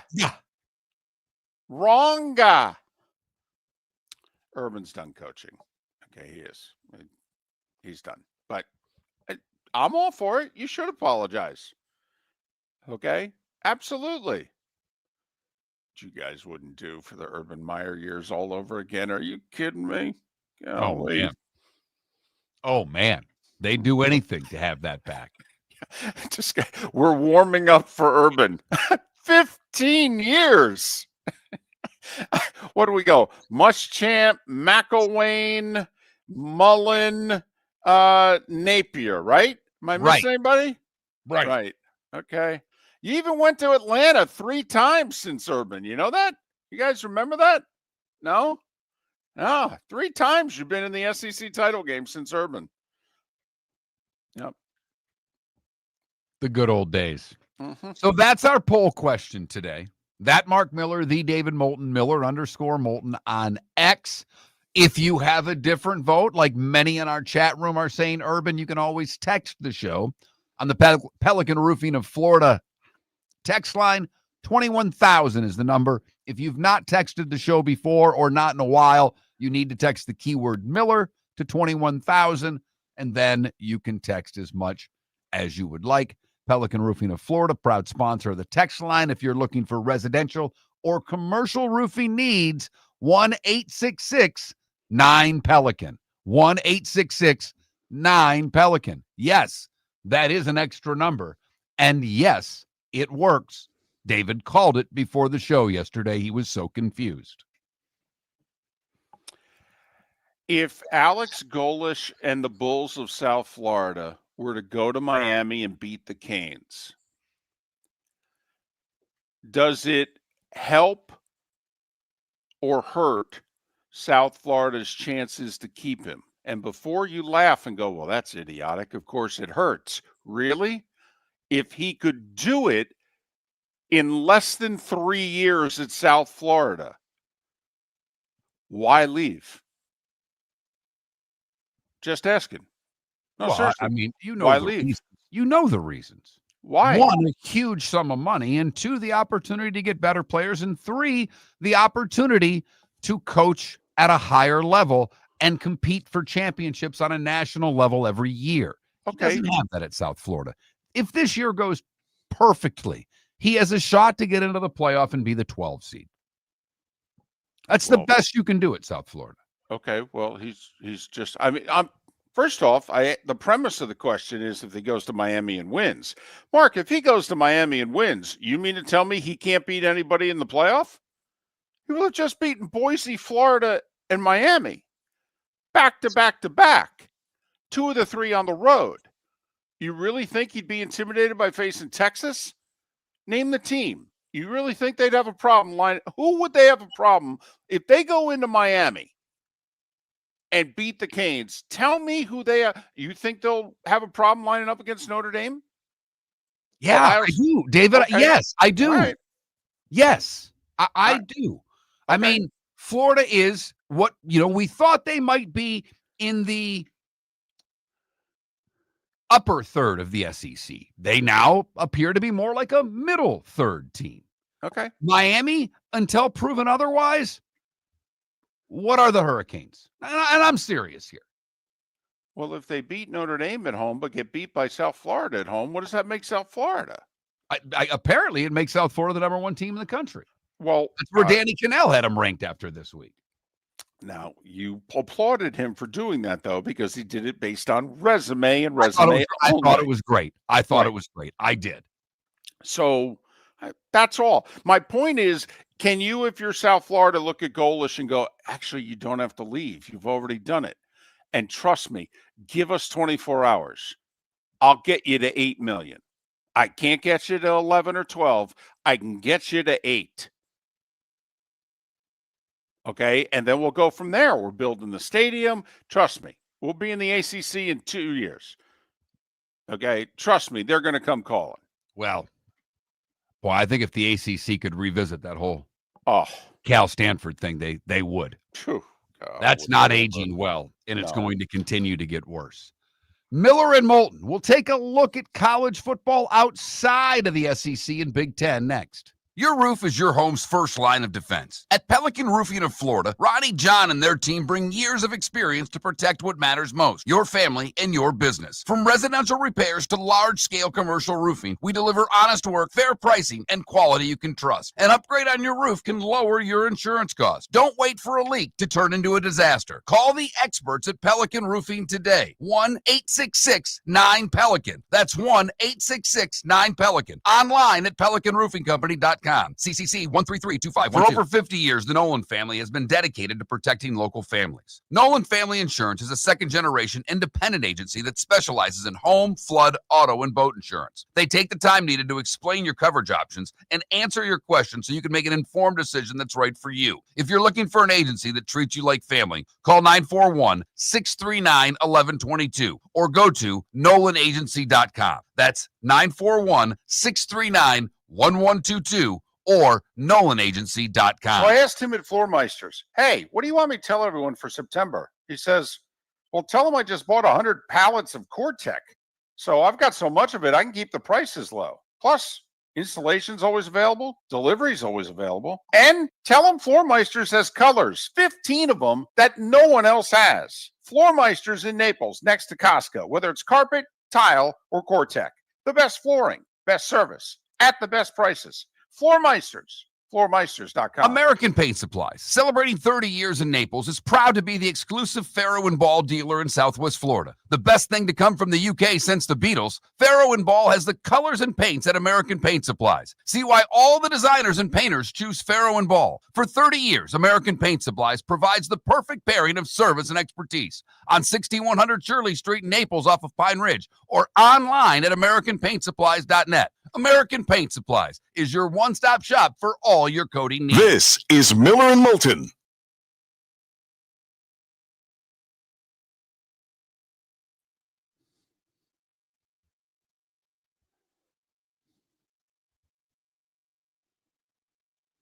Irish, I mean this from the bottom of my heart. Go F yourself, okay? Don't do the Mr. Miller crap. Don't play passive aggressive with me. You're a mean, horrible person, okay? I don't like you. You said we had a drink at the thing. You never introduced yourself because trust me, if I had a drink with you, and I don't think that I did because I didn't have a full drink with anybody at that event except for my old producer and a guy from Lee County. If you would have introduced yourself, I wouldn't have shaken your hand and I would have walked away. You're a lousy human being, dude.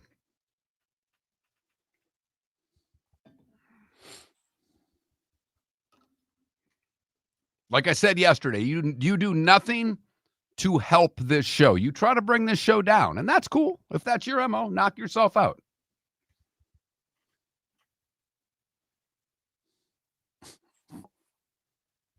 You do nothing to help this show. Everybody else in that chat room tries as best they can to help us. You try to bring us down. That's your MO, okay? Good for you. Obviously, you own 32 houses, and you said your coworker yesterday, but you're the boss. That's interesting. If you're the boss, you don't have coworkers. They work for you. Okay? So you speak out of both sides of your mouth. You're obviously really intelligent, really rich, and the smartest person you've ever met.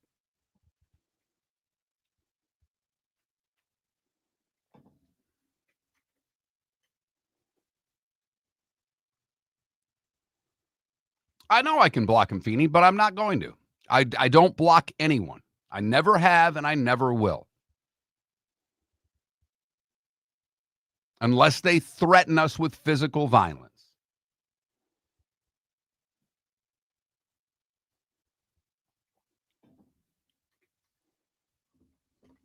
And like I told you, dude, I don't even think about this show at 9:56 anymore. I don't. So you address me, I address you during the commercials. When the show starts, do you see how much I pay attention to you, brother? You're a clown. Did you just go Hulk Hogan? No, I just called him a clown. I didn't go brother.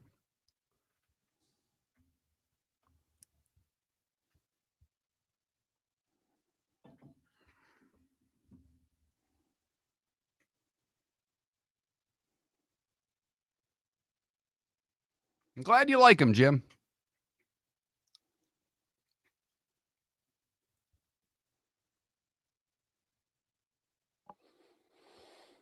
Unfortunately, it makes me not want to pay attention to the chat room and ignore all the rest of you, and I don't want to do that because you guys sometimes ask questions and sometimes want to chat about things, and that's why we have this, so that we can communicate with you guys. But I can spend the commercial breaks reading emails. Doesn't bother me in the least bit.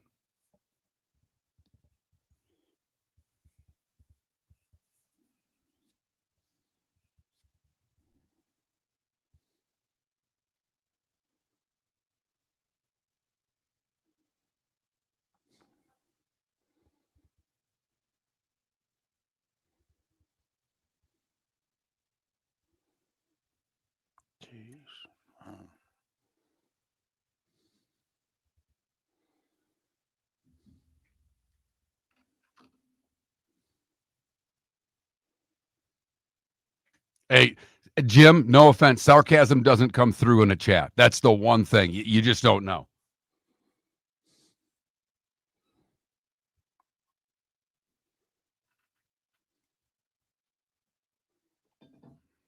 And obviously, Irish, you're gutless, because if you say you were at the summit and didn't tell me who you were, it shows what a God-blessed chump you are. I mean, think about that. You had the opportunity in front of all those people to embarrass me. I'm Irish football. And if you were there, you did it. But you didn't have the guts because you're a,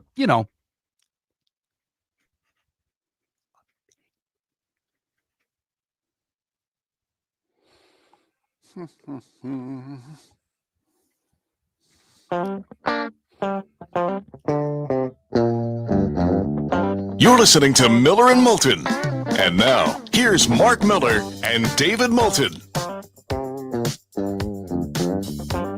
22 minutes till the top of the hour. That's when Pat Kirwan joins us to talk all things NFL. Chris Perkins will join us 1 hour from now to talk all things Dolphins. Yes, we'll be very upbeat, very positive. Yes. David Samson, a little more than an hour for his weekly visit here on Miller and Moulton, millerandmoulton.com, Miller_Moulton on X. I like our poll question, by the way. I know you do. It's got that certain element of snark to it. But as we said, if you're really a Gator fan, and we're putting this on you, if you're really a diehard Gator, and that's, you bleed Gator blue, then you'd pick Napier, right? Sure. Right. It means this season, by the way, does not go in the tank, that something decent comes from this season. And by the way, it still can. You haven't lost an SEC game yet. No reason why you can't do everything, unless going undefeated was on your goal list but I don't know how that important that is anymore with a 12-team playoff. I mean, everything that was on the list at the start of the year, I think seemingly still on the list. Right. You can still go to Atlanta. You know, I mean, it's all, and I do laugh. Text line blew up. The Pelican Roofing of Florida text line blew up that last segment. One of the funny ones I saw was obviously it's a Gator fan. So next week we'll be doing the who should be the next coach of LSU, right? Sure. I like it. You're going to go to Baton Rouge and win. Good for you. There you go. Still wearing the colors. Still sticking your chest out. Yeah, I like it. The number of Gator, and I believe they're Gator fans. I don't think they're people messing around and being fans of other teams, wanting Spurrier, Meyer, or Saban is hysterical. And I get, you've all put your sarcasm in there. You don't have to repost anything. I get it. You're having a little fun. But I mean, I do find it hysterical that they're so desperate right now. Can we just please go back to the olden days? Is there any way to go back? God, I know I've mentioned this a couple times. You had to be there in Columbia, South Carolina at the practice when Spurrier stepped in for Steven Garcia and ran the 2-minute drill and went boop, boop, boop down the field and turned and looked at Steven and said, "Now, Steven, is that so hard? I get the guy's open for it. All you have to do is hit him." I miss him so much. So does this guy who says these college teams need to quit going for the hottest new coach, like the guy at South Florida. Florida Gators will never be what they used to be. Maybe they should bring back Spurrier. Ha, ha, ha. DJ, okay? He's open, okay? He was open for Rex Grossman. He was open for, Danny Werfel. He was open for Terry Dean. Okay, I can get him open. Okay, I've gotten him open my whole life. He's open. All you have to do is hit him, son. Mark, I would max out my biggest credit card. Okay, I would. $35,000 credit limit. I would max it out. If what you're saying, you think they lose to LSU, and who's the next one? Miami? Miami. That they were 1-3, they'd pull the plug. I swear I would max out my biggest credit card to say, could you just hire the HBC for the final 8 games of the year and just let them call plays?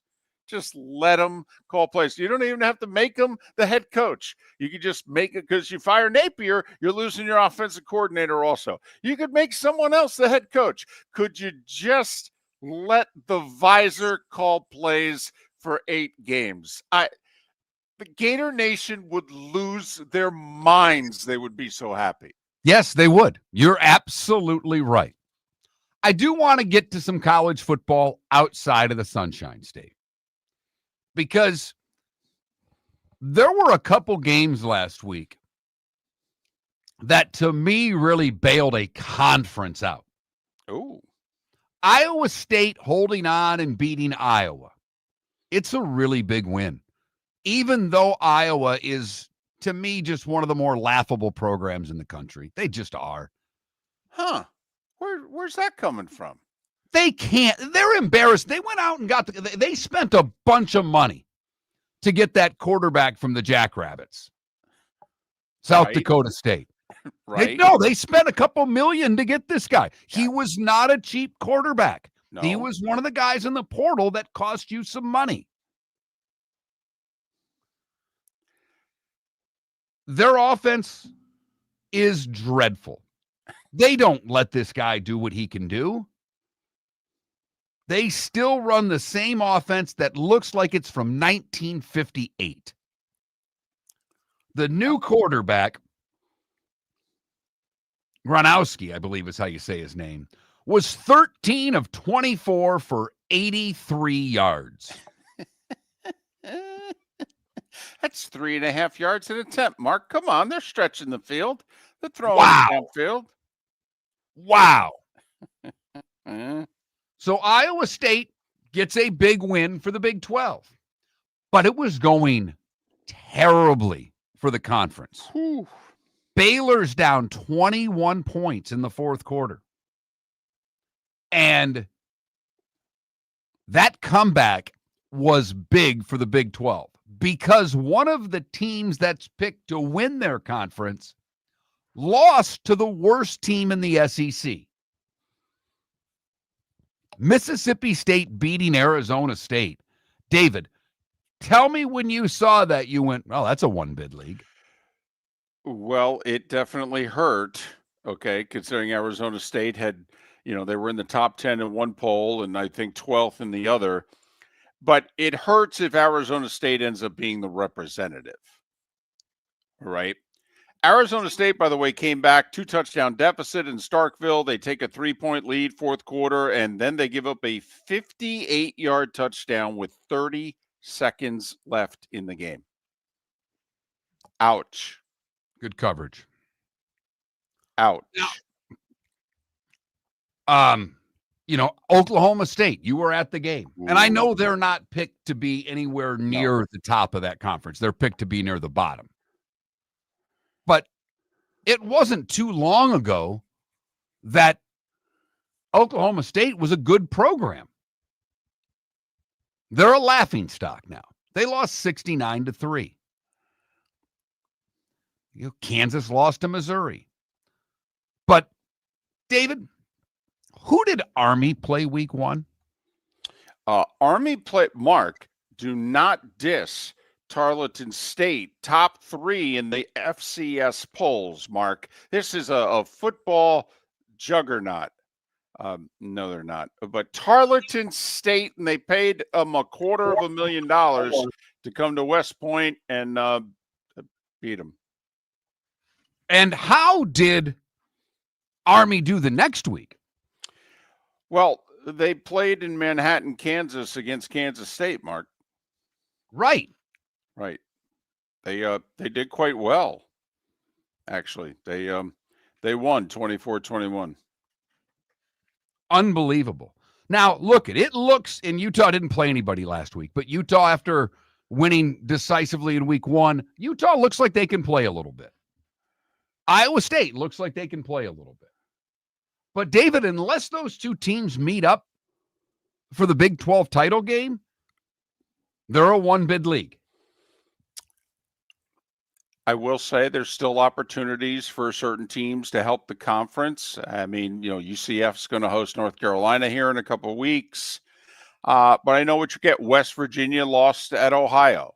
Right. Okay. Kansas State lost at home to Army, which wouldn't be so bad considering how Army's done recently, except as Mark pointed out, they had just got done losing at home to Tarleton State, an FCS school. I do think, though, that, Iowa State's unbeaten.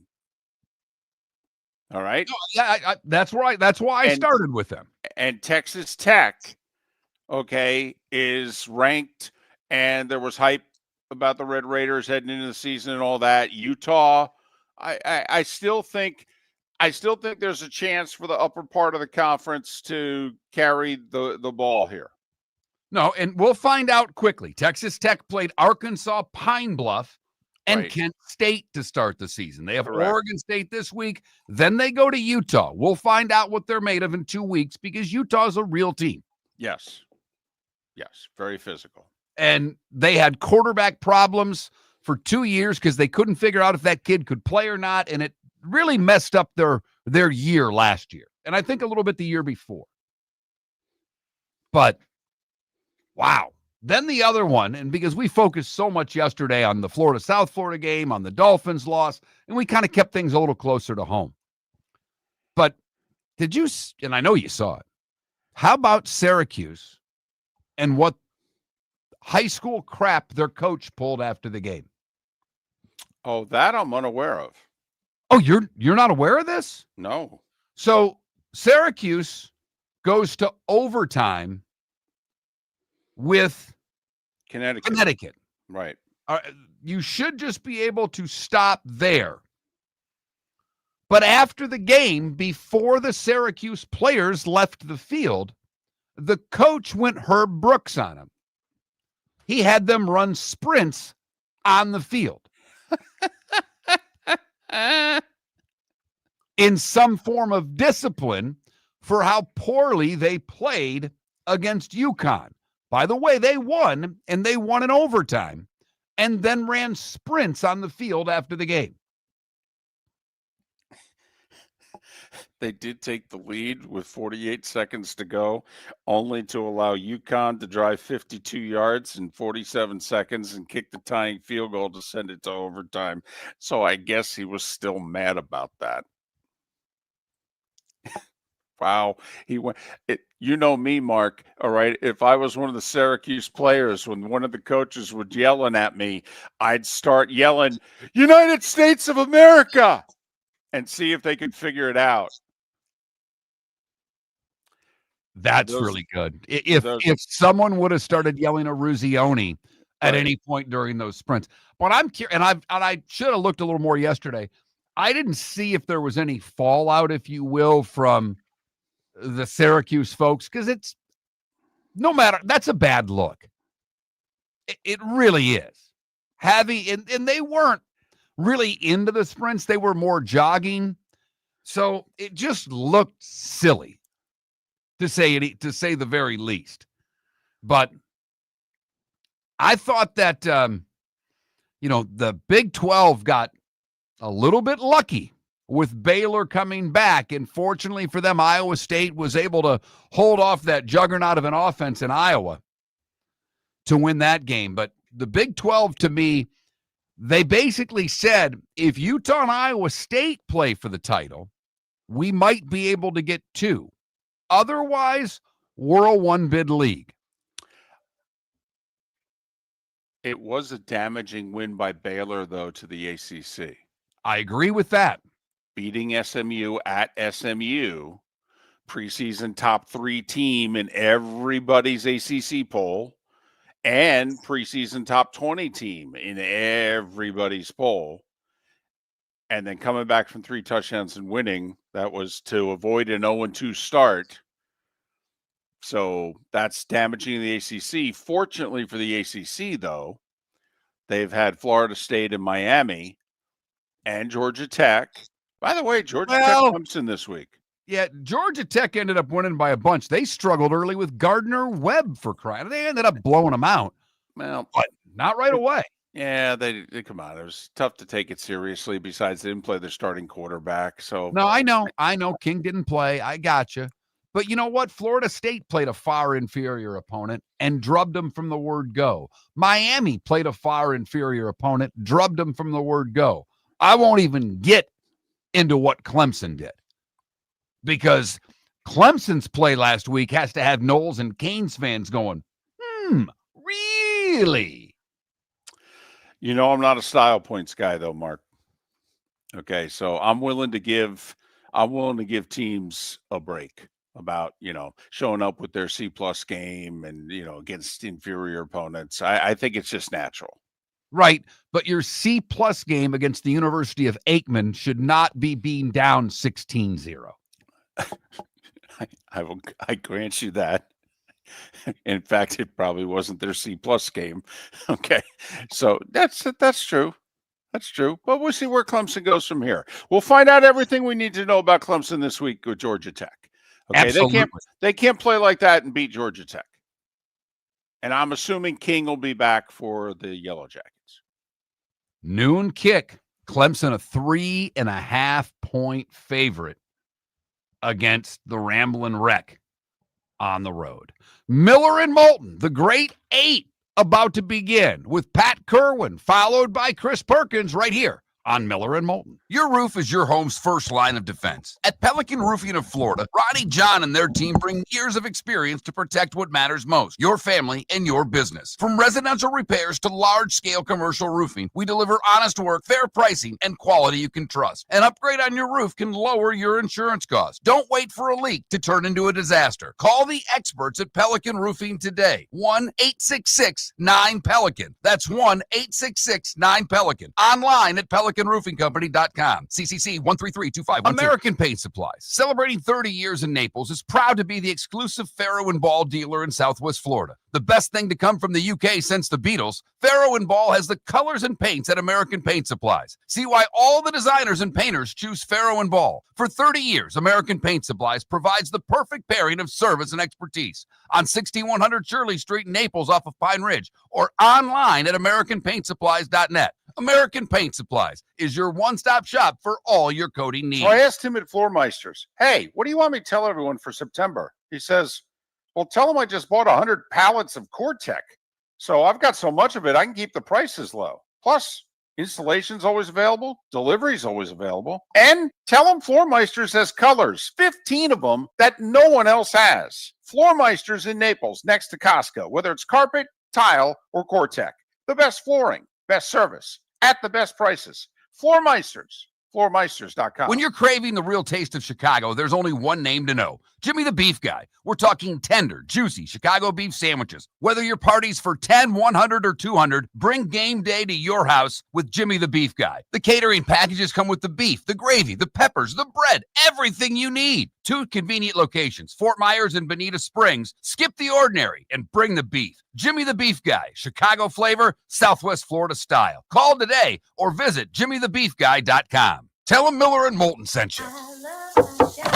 Honey, you want to come out? I haven't seen you since Glass Doctor installed our custom shower enclosure. No thanks. Well, you can't keep eating breakfast in the shower, and laminating your magazines is getting expensive. You remember we have guests coming over tonight, right? Oh, I'm sure they'd love to see the shower. It's our neighbors, and I highly doubt they want to be hanging out in our bathroom. The shower is so good, you'll never want to leave. Visit glassdoctor.com today and schedule an appointment online. Mark Miller for Sleep Treatment Direct. They are helping me with sleep apnea. And by helping me, I mean curing me. No more CPAP machine. No more snoring. No more tossing. No more waking up exhausted. Their expert team got me the right treatment, fast and hassle-free. If you want to feel energized and get rid of your snoring, call Sleep Treatment Direct today. 444-1741. That's 239-444-1741. Sleep Treatment Direct. Sleep safe and This sound. is Miller and Moulton.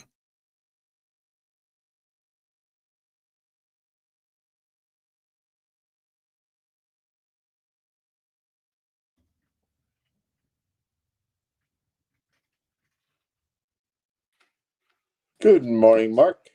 Hi, Pat. How are you? I'm doing fine, my friend. How you feeling? All right. All right. A lot Said- going on. yeah, you told me you were going to talk about it. When you want to talk about it, we can. If you don't, that's fine. Because I have no idea, but you did say to me, I got some medical stuff. So Yep. I'll let you know here. I haven't had a chance. I was going to give you a call yesterday. It got too late. whatever. I'm always around. Oh, I know. You know, I'm always listening. I like your Monday shows because I know you guys love your callers, and I get why. But I like listening to the two of you break down games. So I like that. I like that 3:00 hour before you guys start taking a lot of calls. Well, you know how we are. So Hey, absolutely. you should have seen how many of the serious listeners showed up at the set in Green. Well, Bay. that's what I heard. I loved you talking about Packer, whatever there that was there before you got there. That cracked Packer me Paul. up. Yeah, he Packer was. Paul, yeah. He's a maniac. He's from New Jersey. He goes to all the home games. He got divorced over football. He had a sideline pass for the game. He was on our set at 7:30. And by the time I got there at 8:00, he was already friends with most of the cameramen. So complete nut job. That's awesome. Yeah, the guy who owns the food truck, he brought brats for everybody and cheese curds and all that stuff. I met a family who drove 20 straight hours from Canada to the game. Oh my gosh. Yeah. And the wife said, well, we always wanted to meet you and we love the Packers. So we thought this is the perfect time to go. So we got in the car and went. That's good stuff. Yeah, it's nice. Funny. It's really quite funny. I had to run a bunch of crap to Goodwill for my wife on Saturday. I had my daughter with me. And like you getting people like that. Obviously, I'm not at the level you are, but we stopped at Wawa because my daughter and I both do milkshakes. And I heard theirs were good. So we got a milkshake and we're waiting for it at Wawa. And some guy walks up, and as I'm standing there waiting, he just says, "Hey, man, really love the show." And Yeah, my daughter gets the biggest smile on her face when she hears that. that is so good. Yeah. Well, people should know. Everyone down there should know. You know, a lot of guys at West Bay listen to. Oh, yeah. Moulton. West Bay, we're big at West Bay. Yes, you are. I am very disappointed in you, sir. Very disappointed. He must be talking to you, Mark. No, I'm very disappointed in you. Maybe the first time. I sent you a great text yesterday.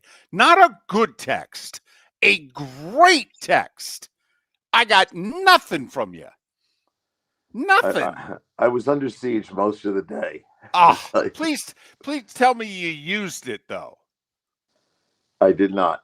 Oh, my God! And I apologize for that, but, you know, first off, Jim was late for the show. I had to interview Raheem by myself, which I was happy to do. I've known Raheem since high school. Right. And then he was late for the start of the show, and then he was in a hotel room because he was doing the Bear game, and his Comrex wouldn't connect, and it kept going. I had dead spots where I couldn't hear him. Gotcha. And so I was dealing with that the whole time. Then he finally got a Zoom set going, and that was going in and out. So when your radio partner, which you can appreciate,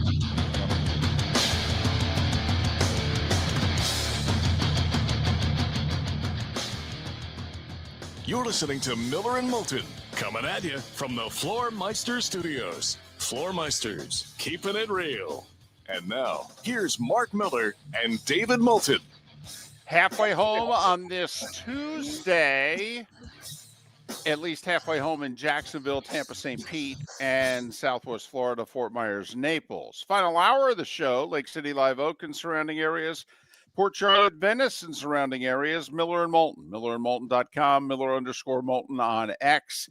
Pat Kirwan begins our Tuesday interviews on the American Paint Supplies Hotline. Pat was in Green Bay with CBS's NFL Today show for the Packers' demolition of the Lions.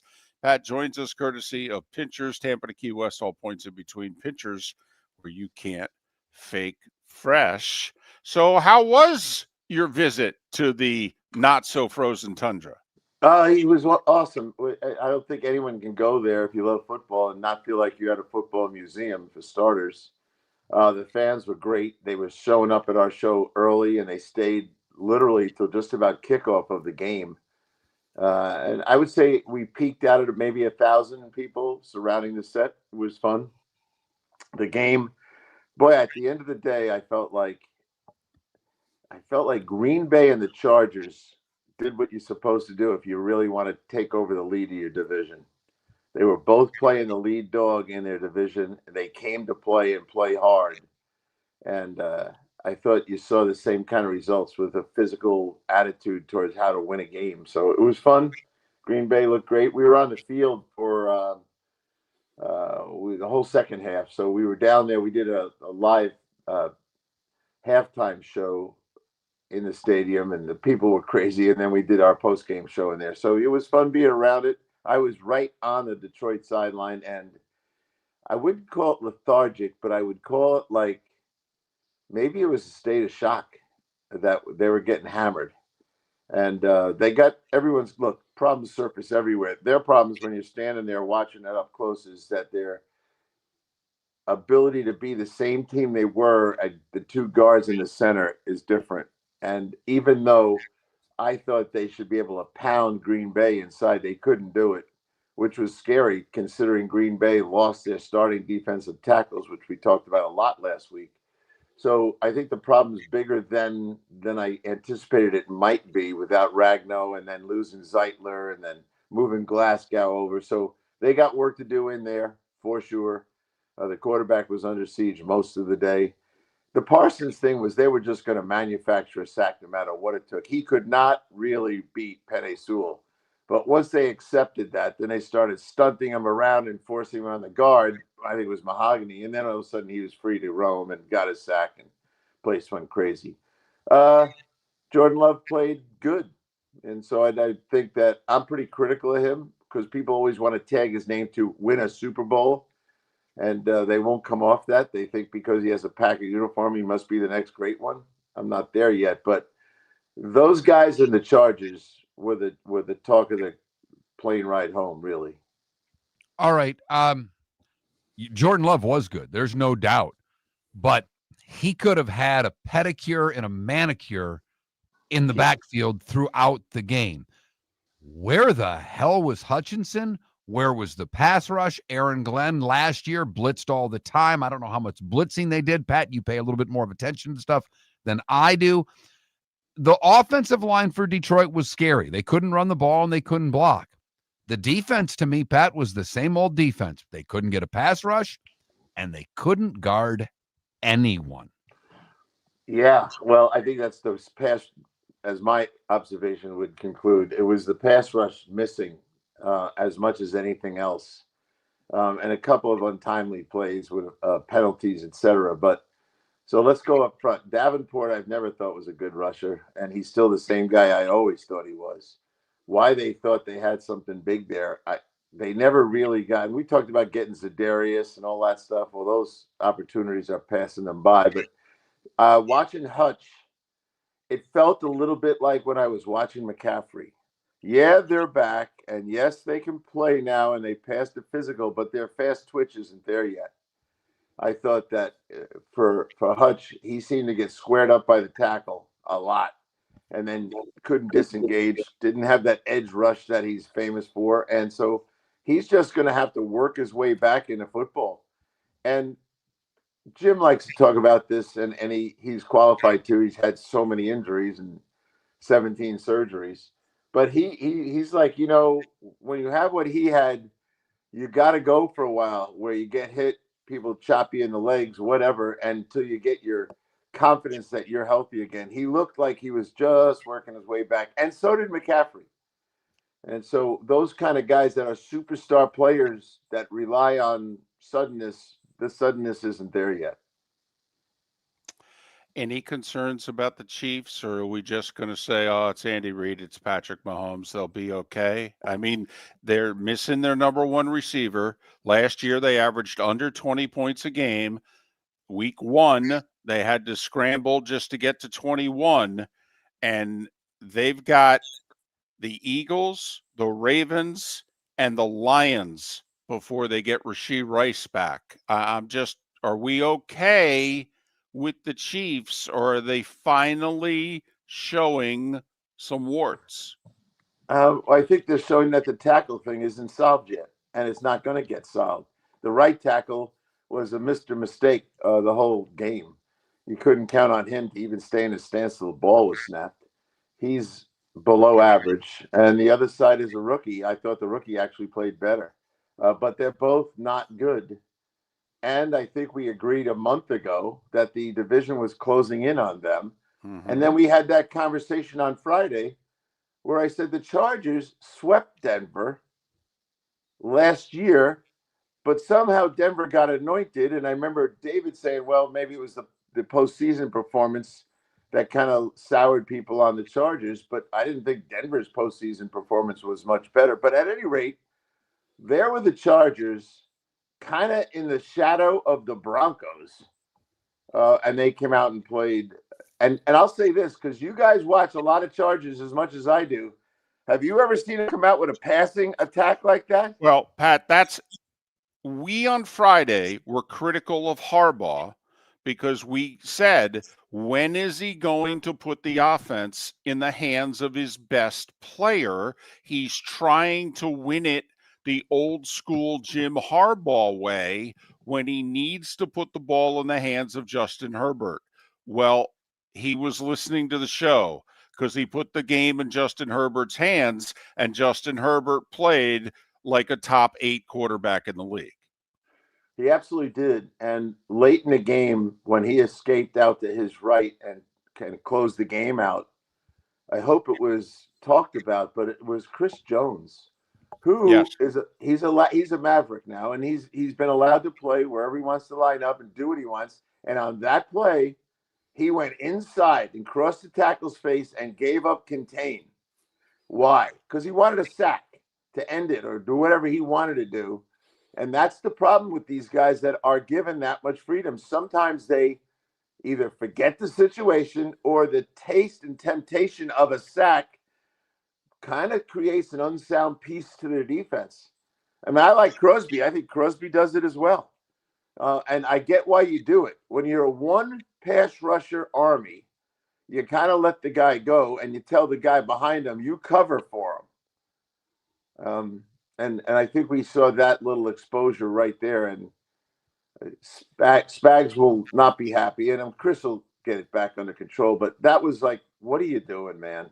You were over on the other side. You're always looking for and I know he's a big play guy. But these guys that are like that get addicted to the sack to the point of risk. They have to clean that up. 318 yards, 3 touchdowns, no interceptions for Herbert. Top 3 receivers catch 7, 6, and 5 balls, spread it out. Great job in that win.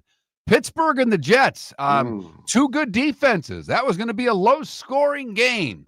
34-32, Justin Fields tore the Steelers' defense apart, but in the end, it's Aaron Rodgers and Pittsburgh getting the big win. It was a hell of a game for the 1 o'clock window.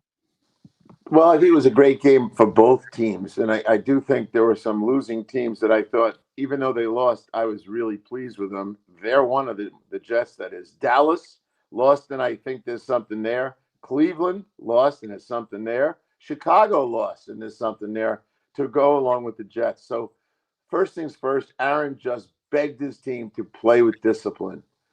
7 penalties, a little better average than last year. They averaged a little over 8 penalties a game, but they played with a lot of passion. I thought the offensive line, when I was at camp, had run blocking potential this year. I thought they demonstrated that during the game against the defense that's well known for not giving up 100-yard rushers over the last 2 or 3 decades. And Bryce got himself 100. I thought Justin Fields played the best game of his career. That doesn't mean it's good enough to win, but it was better than I've ever seen him play. Balanced, a sense of the plan, not panicking with his feet as much as he usually does. So that part of it was good. But the other side, I'm friends with Omar Khan, and Omar went out under the direction of the owner and spent money, and most of the old guys he signed delivered and were a huge part of the win, including Jalen Ramsey at the end. And he took a shot and took a guy down. So I like what Pittsburgh is. I think they'll be a contender in their division, which is a strong statement. I think the Jets, I loved all those division games last week, and we're going to have a bunch more this week. I think the Jets, if you saw that performance every week, which of course we probably won't, but if you saw that every week, could they be the second best team in the division? Well, we're way ahead of ourselves, but the Jet fans are already there. Their jet has landed. We're going to be in second place. It'll be interesting to see if Fields can keep on keeping on, because clearly they're giving him this year, and they paid him to say, hey, we're going to give you a year to prove that you are what you said you were coming out of college. If not, it'll probably be your last year as a starter in the league. That guy gets to quarterback in 2026, Pat, but we'll see if he can continue. Right. I'm with you. He's definitely under observation, but first start, not bad. I don't know if you agree with me, but the 4 teams I mentioned that lost, I saw a lot of positive. And I saw some other teams that concerned the living daylights out of me. Miami, Houston, the Giants, and even Detroit. I think standing on the sideline, I got a better sense of them. And I hope it's just a 1-game thing. But the other one's Houston. There is no offense. You blamed your coach last year and fired him. Did it look any better? Not to me. Miami, a disaster. I can't wait to have you guys tell me what the temperature of Florida is right now for the Dolphin fans. It is hot. It is very hot. We'll talk some Dolphins and some Bucks on the other side with Pat Kirwan here on Miller and Moulton. Your roof is your home's first line of defense. At Pelican Roofing of Florida, Ronnie John and their team bring years of experience to protect what matters most, your family and your business. From residential repairs to large-scale commercial roofing, we deliver honest work, fair pricing, and quality you can trust. An upgrade on your roof can lower your insurance costs. Don't wait for a leak to turn into a disaster. Call the experts at Pelican Roofing today. 1-866-9-PELICAN. That's 1-866-9-PELICAN. Online at PelicanRoofingCompany.com. CCC 1332512. When you're craving the real taste of Chicago, there's only one name to know. Jimmy the Beef Guy. We're talking tender, juicy Chicago beef sandwiches. Whether your party's for 10, 100, or 200, bring game day to your house with Jimmy the Beef Guy. The catering packages come with the beef, the gravy, the peppers, the bread, everything you need. 2 convenient locations, Fort Myers and Bonita Springs. Skip the ordinary and bring the beef. Jimmy the Beef Guy, Chicago flavor, Southwest Florida style. Call today or visit jimmythebeefguy.com. Tell them Miller and Moulton sent you. American Paint Supplies, for nearly 30 years, is your one-stop shop for all your coating needs. If you are a designer, a contractor, a professional painter, or a weekend warrior, American Paint Supplies is the place where experts go to get expert solutions. At 6100 Shirley Street in Naples off of Pine Ridge, American Paint Supplies delivers the best solutions with the best products with the best support. Meet Gene and his team today at American Paint Supplies. Call 239-566-2700. That's 566-2700 or online at AmericanPaintSupplies.net. So I asked him at Floormeisters, hey, what do you want me to tell everyone for September? He says, well, tell them I just bought 100 pallets of Core-Tech. So I've got so much of it, I can keep the prices low. Plus, installation's always available. Delivery's always available. And tell them Floormeisters has colors, 15 of them that no one else has. Floormeisters in Naples, next to Costco, whether it's carpet, tile, or Core-Tech. The best flooring. Best service at the best prices. Floormeisters. Floormeisters.com. This is Miller and Moulton.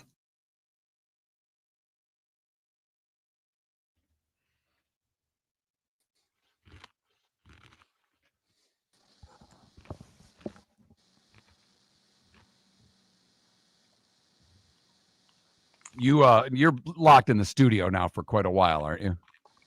Not really. We're in for 2 weeks now in a row in New York, and then we're heading to Kansas City for the week 4, and then we go back out again week 8 to Buffalo, and then I just heard we're going back out again like week 13 or so to Pittsburgh.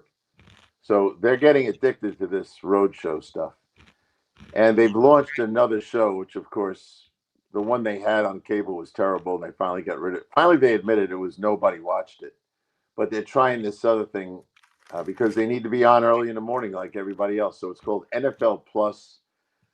I don't know. It's kind of goofy, but Kyle Long is kind of the point guy of it. He's very funny, and he's very animated. But I was talking to Ross Malloy, who kind of is responsible for this thing. And I said to him, Russ, this show was okay. We were outside with the crowd. You try to be these funny guys in a studio, it's not going to work. You need to go to the Jet parking lot next week and put we're new and we're all this, but you need an audience. You just put up a CBS sign, you'll get 1,000 people in the parking lot standing around, and he'll play to that. But if you put it in the studio, it's not going to work. Even if you bring in 200 people to sit in a stand, it's just not gonna. So he agreed with me, and I said, we got giant stadium sitting there with 2 teams. There's going to be a parking lot full of tailgaters every week. Every week that we're not on the road, you should go over there and do the show. So we'll see if he does. But I talked to all the guys on the set, and Antonio Pierce is part of that show. It was really interesting talking to him. And I said he kind of came alive because of Kyle. So they need to be in front of a live audience to make that thing any good. Kyle Long's terrific. He is an awesome, talented person who's a great guy. Hey, someone asked this question in our chat room of you, and David and I didn't talk about it. I don't think it's worthy on air. When Penix dove and didn't get touched and the ball came out, why was that not a fumble? I'll tell you why. They thought he was giving himself up? Yes, because I was sitting with our ref guy. And he said that when a quarterback dives, slides, whatever, as soon as they hit the ground, they're down. Right. So when his right Gotcha. Okay. forearm Someone asked in hit the chat the room, and base, I didn't know the answer.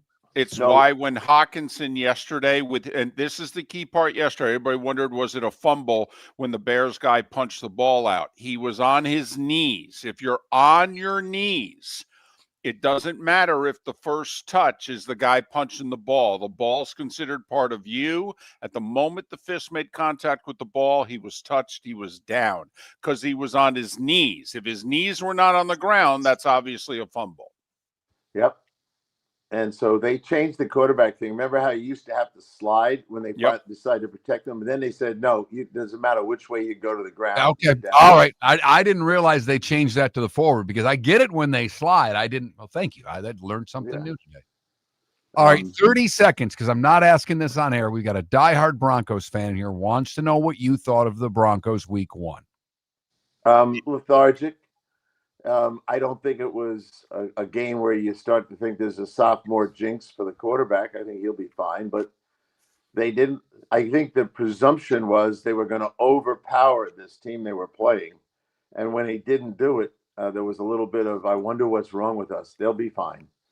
And the quarterback, he's a damn good athlete, that guy. There were some athletic things he did running around that really jumps out at you. So I think they'll be okay. I think, as I said, they anointed them and left the Chargers in the dust. The Chargers could go 2-0 into the division. They got the Raiders this week. It'd be interesting. They're starting to make their presence known. And they had a better record than Denver last year, but apparently we all forgot that as well. They struggled the final month, ended it badly. Playoff performance was awful. And yeah, we questioned their pass rush and their weapons on offense. But if Herbert's going to play like that, oof. Welcome back to Miller and Moulton. Text the guys what's in your mind at 21,000. That's 21000. And now, here's David Moulton. Our remaining moments with Pat Kirwan. NFL Radio is moving the chains. Weekdays 3 to 7, Saturdays 2 to 5, Sundays he's part of CBS's NFL Today Show. Pat joining us on the American Paint Supplies hotline, courtesy of Pinchers. Tampa to Key West, all points in between. Pinchers, where you can't fake fresh. Any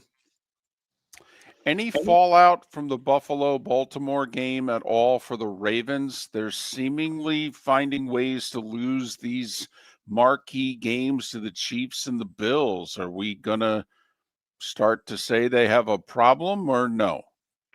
I think we've always thought they have a problem getting to the Super Bowl. And then we have this waste of time conflict every year between Josh Allen and Lamar for the MVP. And so it's easy to say, well, Derrick Henry's fumble caused the problem. I get it. But where was the pass rush for a guy who threw for almost 500 yards?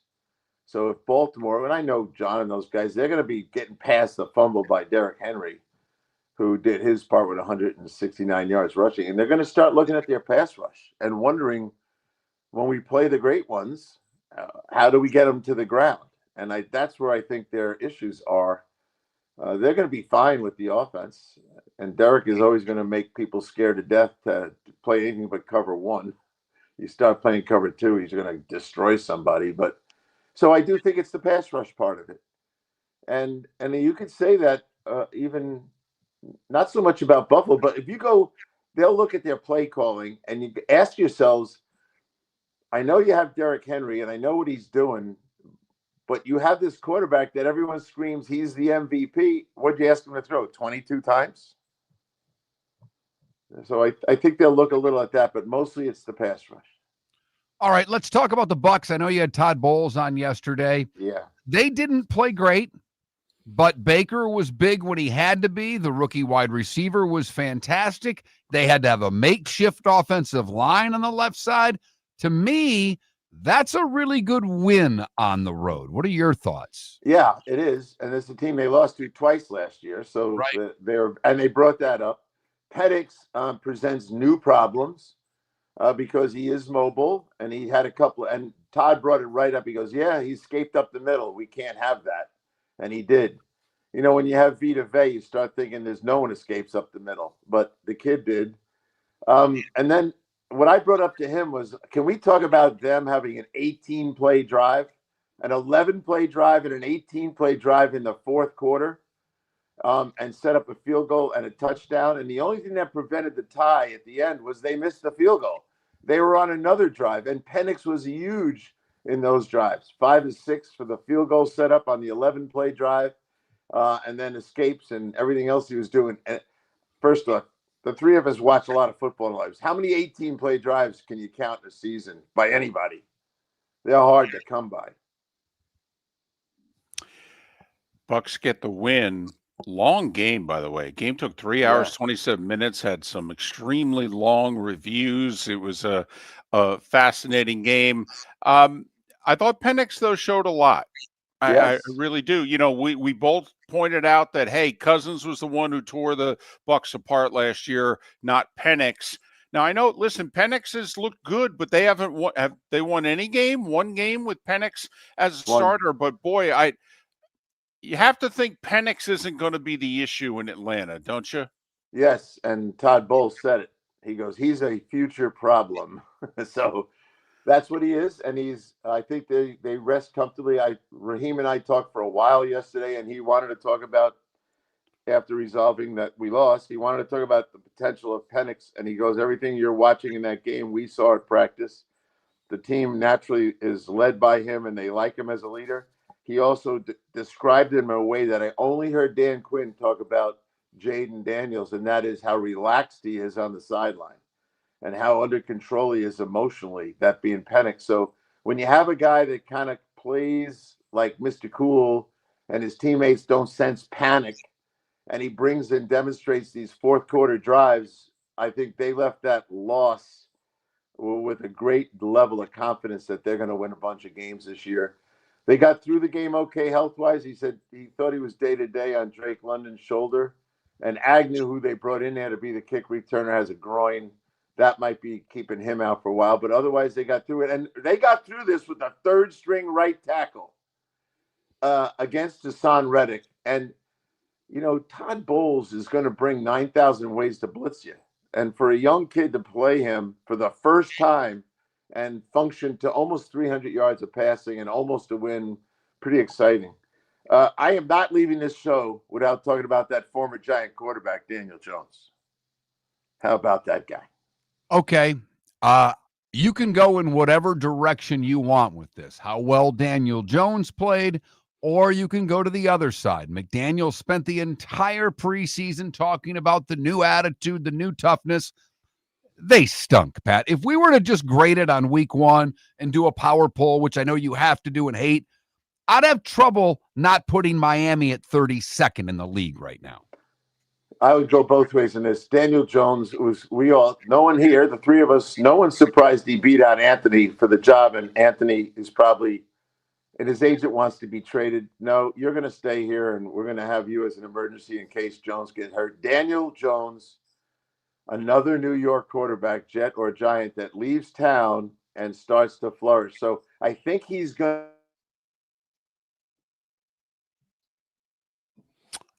We kind of lost Pat mid-answer there. Yeah. So he was saying good things about Daniel Jones, and the sports gods intervened.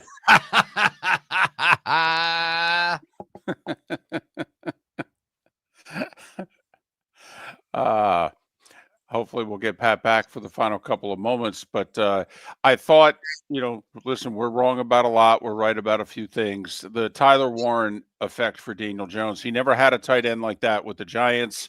He's a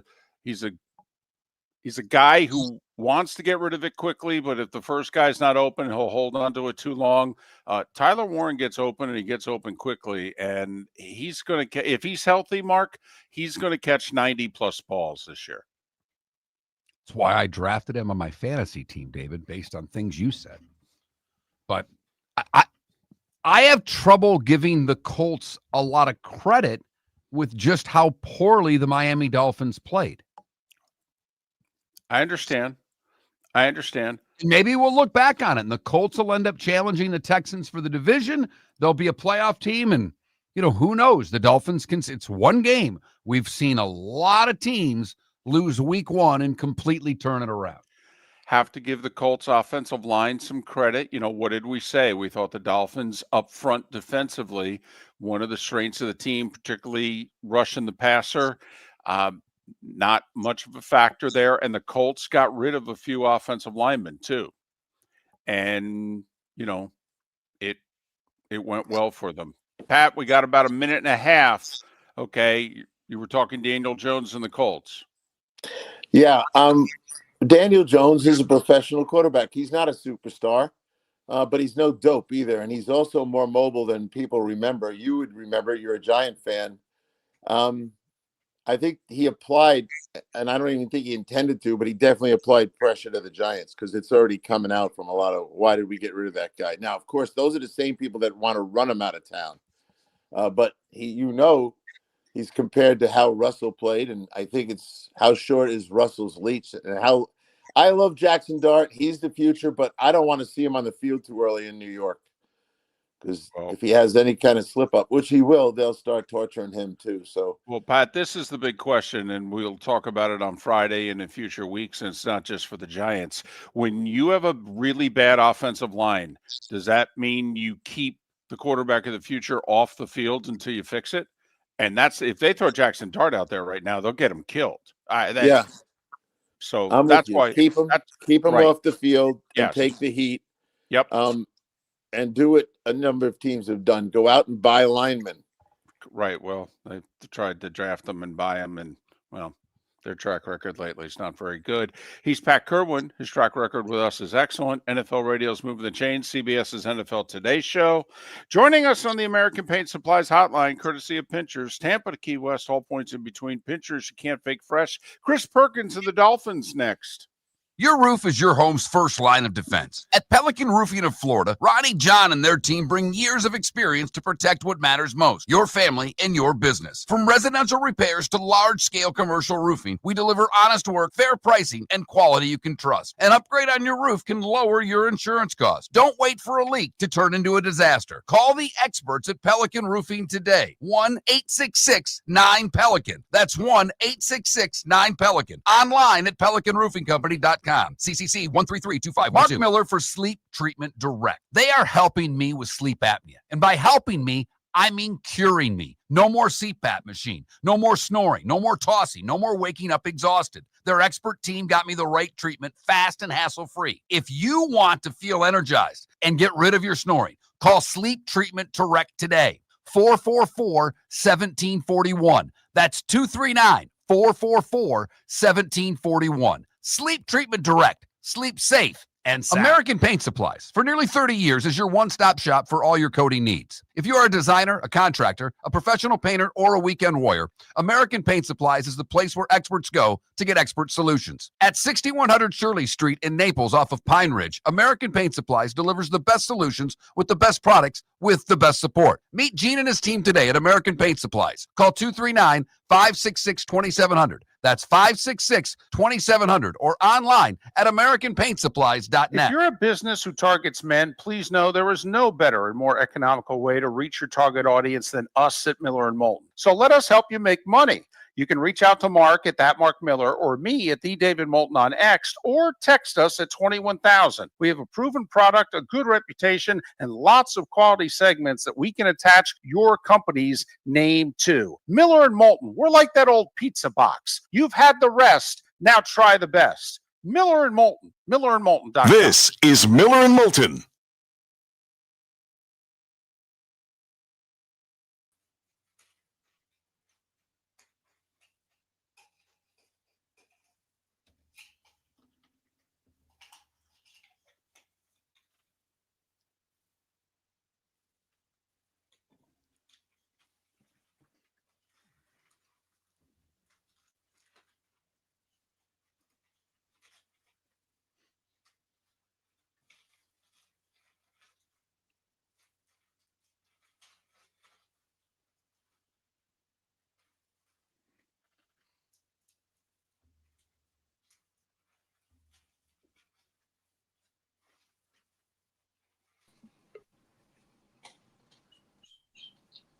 Chris. Gentlemen, what's up? How are you?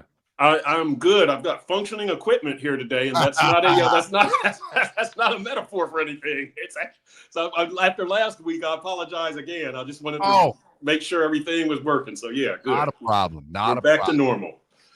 So yesterday we had a poll question. Yep. Who will get fired first, McDaniel or Napier? Oof. 67% McDaniel. Yeah. With more votes than we've had for a poll question in a long time.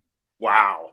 I mean, usually the Saturday guy gets more pissed off than the Sunday guy. Correct.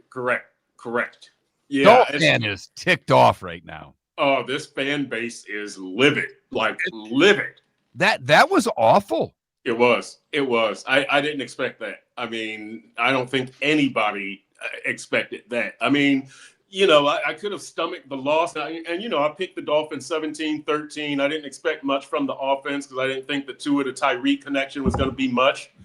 But my goodness, they didn't do anything. I mean, even special teams, that Matthew Judon running into the punter penalty. I mean, what are you doing? Like, it was just total system failure. Crazy. What's up, David? Yeah. Hey, Chris. How are you? I'm better than Mike McDaniel. And better than Tua. And better than Anthony Weaver. And the list could go on. Yeah, and Chris Greer. The list could go on, right? I mean, man. They did fire up the fan base in the wrong way, but they fired up the fan base. Well, I mean, let's face it. They lose Sunday, the regime is over because they obviously go to Buffalo and lose. Right. So that's 0-3. Correct. And then let's face it, we all know that then it's going to be over. That people are going to start looking for the exits. Agents are going to call and say, you might as well trade me. Yeah. The entire regime is on the line, I think, Sunday. Yeah, that's what I wrote that Sunday, that this is nearly a must-win game because, there's no way they're winning Thursday night in Buffalo. I mean, unless Josh Allen breaks his leg in week 2, they're not winning that game up there in Buffalo. Like that. But you knew that the day the schedule came out, you knew that was a loss. Right. Those that thought they'd get off to a 4-1 start circled the Buffalo game and said that's the one. Right. Correct. 100% correct. Yeah. I just don't understand how nothing worked. I mean, that front seven, I knew Indy had a good offensive line, but one sack and God, I can't remember 2 or 3 quarterback hurries or whatever it was. I mean, my goodness, came out and Tyler Warren is killing you. They didn't even have to use Jonathan Taylor, really. I mean, time of possession, everything. Well, I text David because I knew he was flying Sunday morning. And I'm like, if I've got this right, and correct me if I'm wrong, Chris, but I thought I had the plays at half 42 or 45-12. That's probably Dolphins ran 12 plays. And into the fourth quarter, they had only, until that last garbage drive, they only had about 12 plays in the second half. Yep. Yeah, no. Wow. Yeah, exactly. I mean, the 3 turnovers kill you, but I know the rushing in the first half was 5 for 14. Yeah, exactly. I mean, it's just, I mean, Patrick Paul graded out well, and that's about where it ends. Okay, well, there's a positive. We'll start. Right. Hey! Yeah, clean to that. Right. Exactly.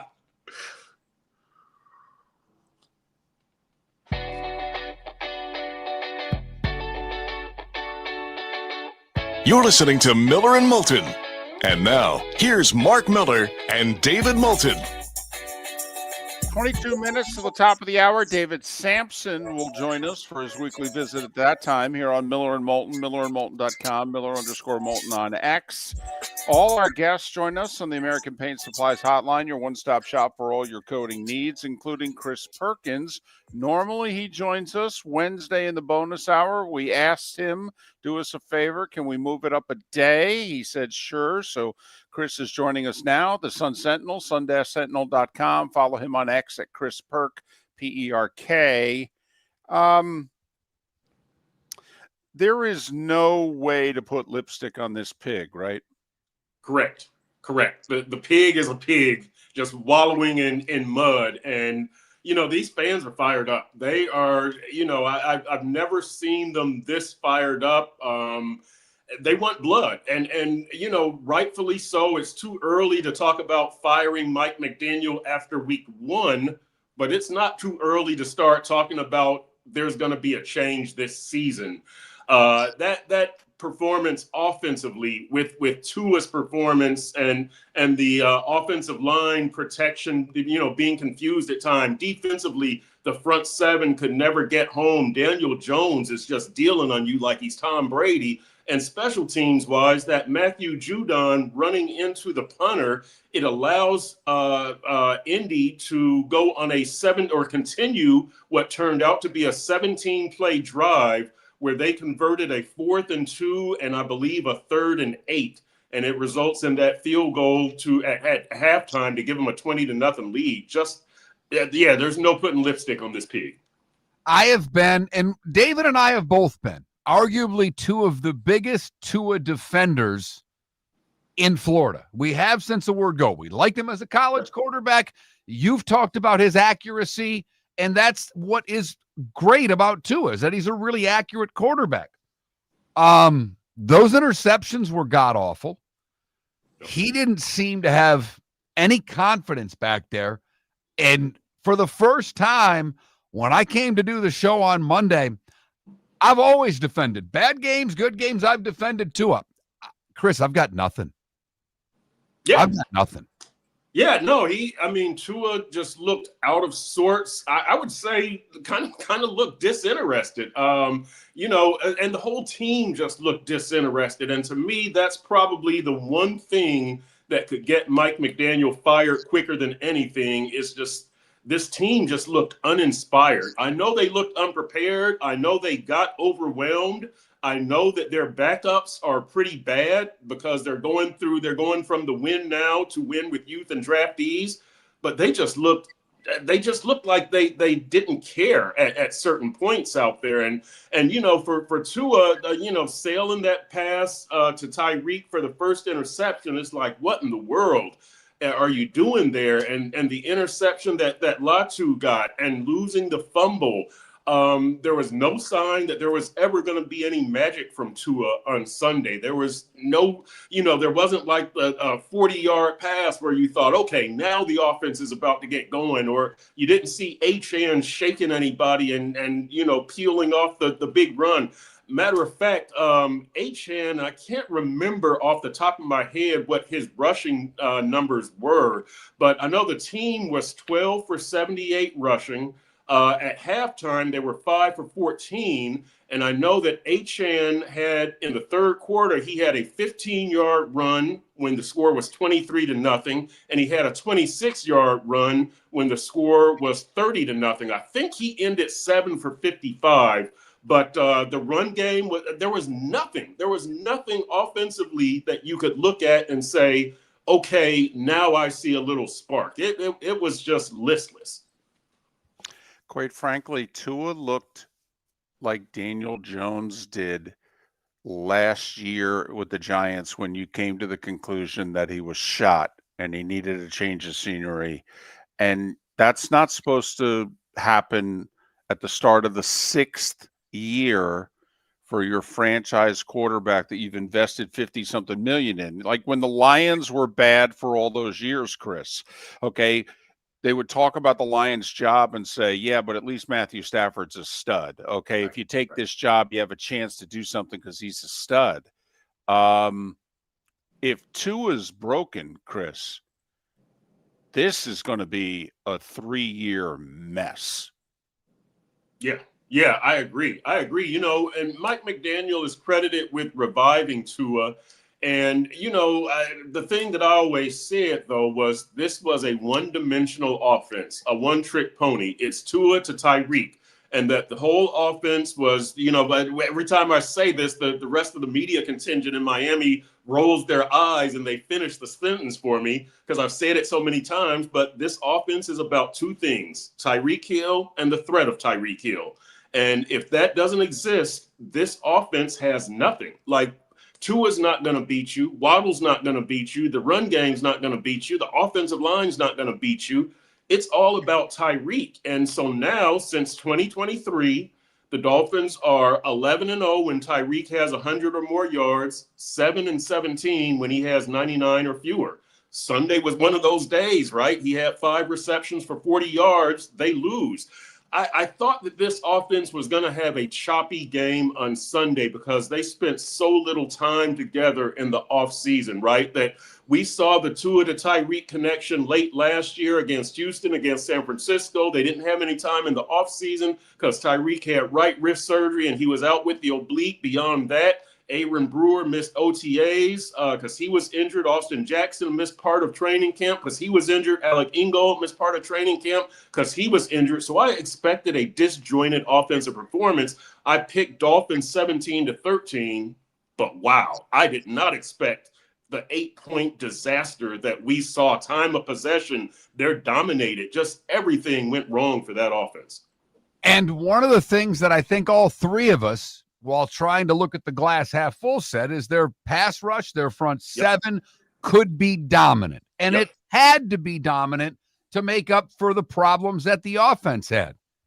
Well, Indy looked at that front seven and said, what do you got? What did they have? 1 sack. They were able to run the ball. They threw the ball effectively. As bad as the offense was, the defense didn't answer the bell at all, Chris. That is my biggest shock of the game. There was so much riding on the front seven and the edge rushers. You needed to stop the run. And look, and Indy, I don't, whether you believe Pro Football Focus or not, PFF.com, they rated Indy's offensive line coming into the season as number 5. And, they had left guard Quentin Nelson and left tackle Bernhard Raymond. And those guys are studs, but you just thought those edge rushers for the Dolphins, Bradley Chubb, Jalen Phillips, Chop Robinson, Matthew Judon, so much was riding on them, getting to the quarterback, carrying the offense, covering for the secondary. So much of the team's success was riding on them, and they were flat. They did absolutely nothing. They got stonewalled. That, to me, was the biggest surprise of the game. And a defense that was number 4 in the league last year under coordinator Anthony Weaver, that was number 9 against the run. Indy said, you know what? Take some Tyler Warren. Take some more of Tyler Warren. Take some more of Tyler Warren. And the Dolphins didn't know what to do. And now here's some Danny Jones and Daniel Jones. I keep saying Danny Jones because I call him Danny Dimes. Take some Daniel Jones and now take a little Jonathan Taylor. And now it's 17-0. Like, I mean, the defense, those edge rushers, that front seven, to me, that was the bigger disappointment than the offense, than Tua, than Tyreek, than special teams. That front seven and those edge rushers have got to carry this team early because, again, this offense was disjointed. They didn't spend much time together in training camp and preseason. Do you think this team has pride? Like, obviously, the Dolphins tried to say that some of the veterans who were on the team last year were a problem, and that's why we moved on from them. But not all of them were. Jonnu Smith was not a problem.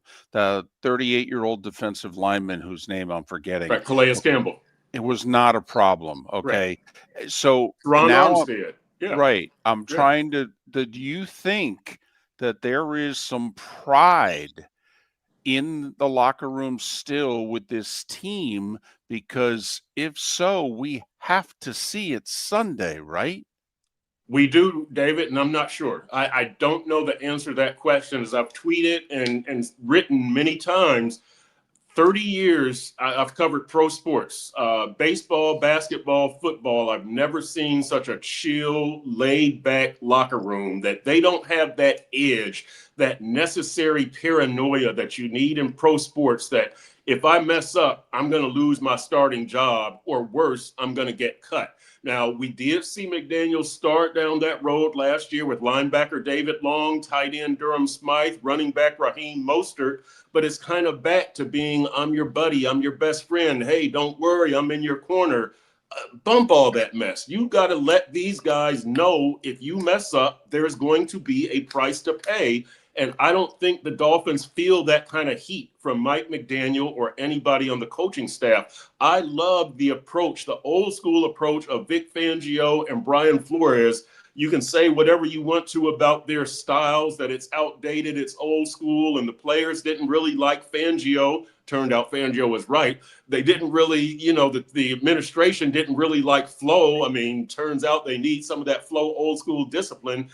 David, I'm not sure if that pride, that desire, that want to is there. They're all professionals. I love this locker room. I love this team. But again, as I've said again many times, there's too many guys on this team that you would trust to babysit your kids. And I don't, I don't mean that in a nasty way, but you need some nastiness on your team. And the Dolphins have a bunch of nice guys. They're like Chris Greer and Mike McDaniel. They're just nice guys. Well, and Mike McDaniel spent most of August trying to convince everyone, and I think himself as much as anyone, that he could be that guy. Right. And he talked tough, and he talked accountability, and he talked discipline. Well, week one, there was none of it there. And now you've got the Bills on a Thursday after this Patriot game. This thing could go south quickly, Chris. It could, Mark. And look, you've got two games in 11 days. And here's the complicating factor, and it's not an excuse. It's a complicating factor. You don't know if right guard James Daniels is going to be there because of his pectoral injury. You don't know if right tackle Austin Jackson is going to be there. Well, pretty much we know these guys won't be there. Right tackle Austin Jackson with his toe, stormed up the cornerback with his ankle. You could be down at least, and Benito Jones, the nose tackle / defensive tackle with an oblique. You could be down 4 starters. No excuses. None. Zero. You've got to come out there and win. You've got to show some passion. You've got to show some fire. You've got to show, as a coaching staff, you've put together a good winning game plan. As players, you've got to, like David said, you've got to show some pride. You've got to show some fire in the belly. Fans are upset. Like, really, really, I've never seen Dolphins fans this upset. The Dolphins better show something on Sunday against New England. Well, for what it's worth, Chris, we haven't either. We've been doing this 19 years. Yep. They've had more winning seasons, obviously, than winning seasons during that stretch. We had a poll question yesterday. Who should be fired first, McDaniel or Billy Napier of the Gators? And McDaniel won it nearly 70%. It shocked us. We thought Napier was going to win the poll, number one. Number two, every time we looked at the poll results, McDaniel's percentage was going up. We've never seen this type of anger and vitriol from Dolph fans that we saw after this performance. It's incredible. It's incredible. And look, David, like we were discussing before we came on the air, this New England game is almost must win. I don't say anything is must win in week 2, but you're going to Buffalo 4 days after that game, Thursday night, where in the Mike McDaniel era, the Dolphins are 1-6 against the Bills on a 6-game losing streak, and they're 0-4 up in Buffalo. They're not winning that game. There's almost no way they're winning that game. So if you lose Sunday, you're 0-3, and at that point, I'm not sure how long Mike McDaniel lasts. And the Gators, I mean, they get knocked off, by USF, and they have the spitting incident, and it's an upset of a ranked team. And Dolphins fans are more upset than Gators fans. That's an amazing poll result that you guys had. It like you said, it's the vitriol. It's at an all-time high. We got a little less than a minute left. Stephen Ross has stood by Greer for a long time. He stood by McDaniel now for a while. The fans this upset, do you think, obviously if they lose in New England, but regardless, they're 1-2, they're 0-3. Are the fans going to quit showing up? That's the big question. That's what I always say is kind of the dividing line. And we talked about before in 2000 and 2001, those playoff games weren't on TV. That's how fans are angry. I remember like maybe 07, 08, 09, where they had the black tarp on top of the upper deck seats at Hard Rock Stadium because it looked so bad on TV to have so many empty seats. If fans stop showing up, that's how Steve Ross definitely gets the message. But as long as that stadium is sold out and merchandise sales are good, Ross is okay. So that's the key. Chris Perkins of the Sun Sentinel, sun-sentinel.com. David Samson is next. Your roof is your home's first line of defense. At Pelican Roofing of Florida, Ronnie John and their team bring years of experience to protect what matters most, your family and your business. From residential repairs to large-scale commercial roofing, we deliver honest work, fair pricing, and quality you can trust. An upgrade on your roof can lower your insurance costs. Don't wait for a leak to turn into a disaster. Call the experts at Pelican Roofing today. 1-866-9-PELICAN. That's 1-866-9-PELICAN. Online at pelicanroofingcompany.com. CCC 1332512. Shoeless Joe's Sports Cafe, your home for all the football and baseball that September provides, plus a nightly food special.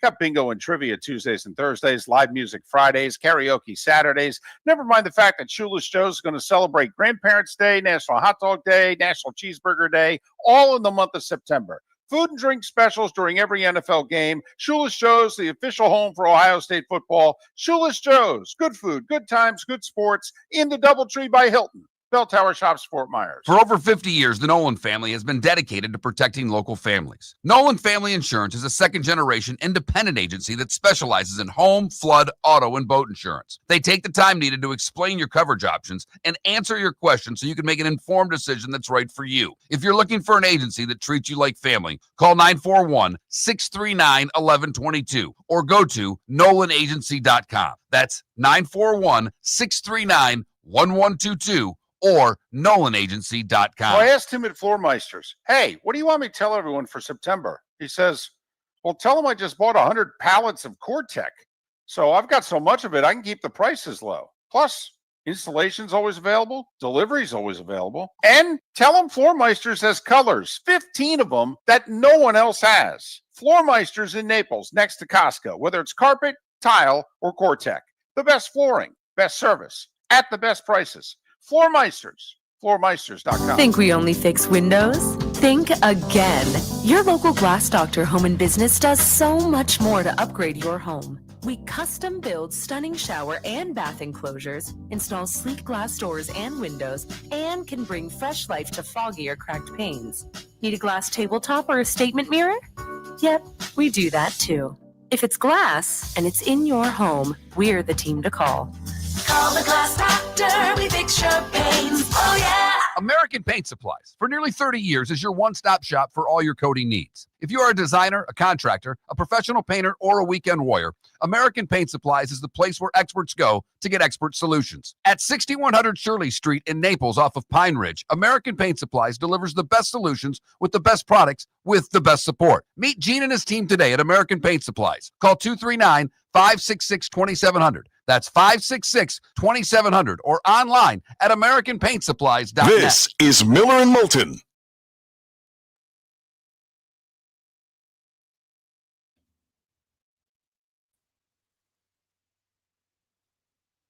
Morning, David. Good morning. How are you? I'm good. How you doing? I am well, thank you.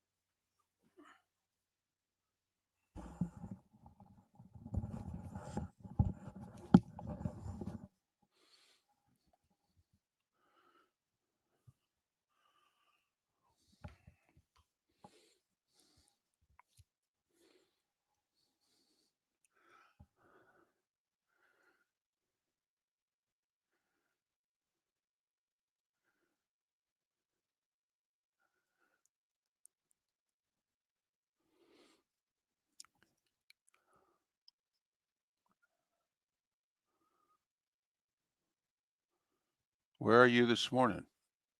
New York City. Gotcha. In New York.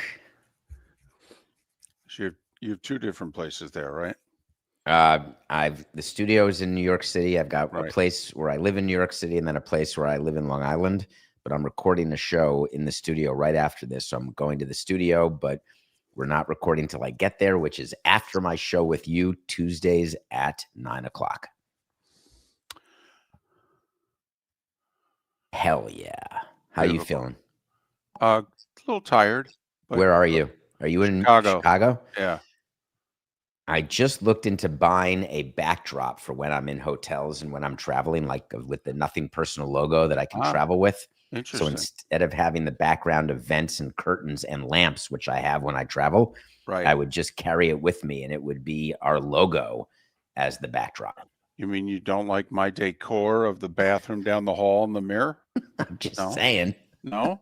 I used to love it. I spent years doing what you're doing, but I'm trying to make a slight upgrade that's not expensive and is not causing me to check luggage. That's the key. I need to be able to carry it on. So it's a foldable, retractable sort of backdrop. And I'm in the process of designing and purchasing. I'll let you know when I get it and whether it works. Okay. You're listening to Miller and Moulton, coming at you from the Floormeister Studios. Floormeisters, keeping it real. And now, here's Mark Miller and David Moulton. It's our bonus hour on a Tuesday in Jacksonville, Tampa, St. Pete, and Southwest Florida, Fort Myers, and Naples. Miller and Moulton. MillerandMoulton.com, Miller_Moulton on X. The snarky poll questions continue. Who do you want to see be the Gators coach next year? We give you Alex Golish. We give you Lane Kiffin. We give you John Gruden. But we also give you the current coach as an option so that they turn this around, blah, blah, blah. Those are the four options on the poll question. Vote accordingly. He's David Samson of Nothing Personal with David Samson, award-winning show. It's also broadcast live on the DraftKings Network every morning. Actually, I don't know about live. It's on now. Okay. It's like on an hour delay. It's actually hour 2 of his show, which he's already done, is on right now on DraftKings. It's a long story. You got it. You're doing great. You're Follow him tired. on X. Follow him on X at David the letter P Sampson, David P Sampson. Have you, in your 17-year executive career in Major League Baseball, did you ever do anything because of the fans? You reacted to them wanting somebody traded, somebody acquired, somebody fired. Did you ever do anything because of the fans? Does the owner count as a fan or as an owner? As an owner. Did we ever listen to what fans said? Right. No, if fans said things that were what the owner said or what we thought, then we could say transitive property of following that we follow what the fans said. But no, I can't think of a time where we read something and said, oh, we never thought of that. That's right. We should trade this guy. He stinks. All right. With the Mets players with Alvarez. Oh, he had a bad at-bat. He struck out to end the game. Get rid of him. No, we never did that. But have you had an owner that forced you into a decision based on what fans were saying, if you know what I mean? Like, oh, I know what you mean. We look at the Dolphin situation right now, and Stephen Ross is stuck by Greer forever. When fans start, I mean, the only way fans to us can do anything is you just quit showing up.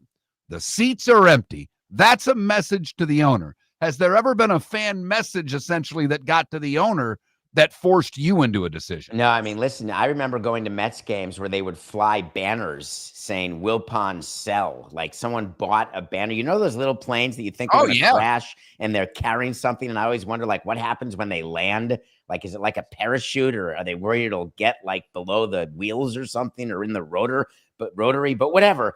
That is fans requesting something that you know you're not going to do, or there's signs, trade this guy. It's worse now with message boards and everybody with the platform online.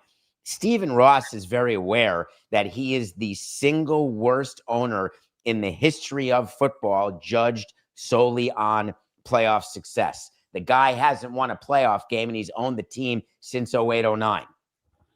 That makes me look like the greatest success in the history of South Florida. Of course, I'm not, but still. So Steve Ross knows that Chris Greer is the longest tenured GM without a playoff victory. Hard stop. He's been there 9 years, for crying out loud. Steve Ross knows that Mike McDaniel's act has worn so thin on media, fans, and certainly people within the organization, because what used to be cute and quirky is now pathetic, ugly, and ineffective. So clearly, Stephen Ross is not living under a rock. The guy builds buildings for a living, for crying out loud. Now, does that lead to him acting? That's the question. And it never has before. Because this is not the first time, gentlemen, that Dolphins fans have been disappointed. They haven't won a playoff game. My kid was born, went to college, is now working on Wall Street.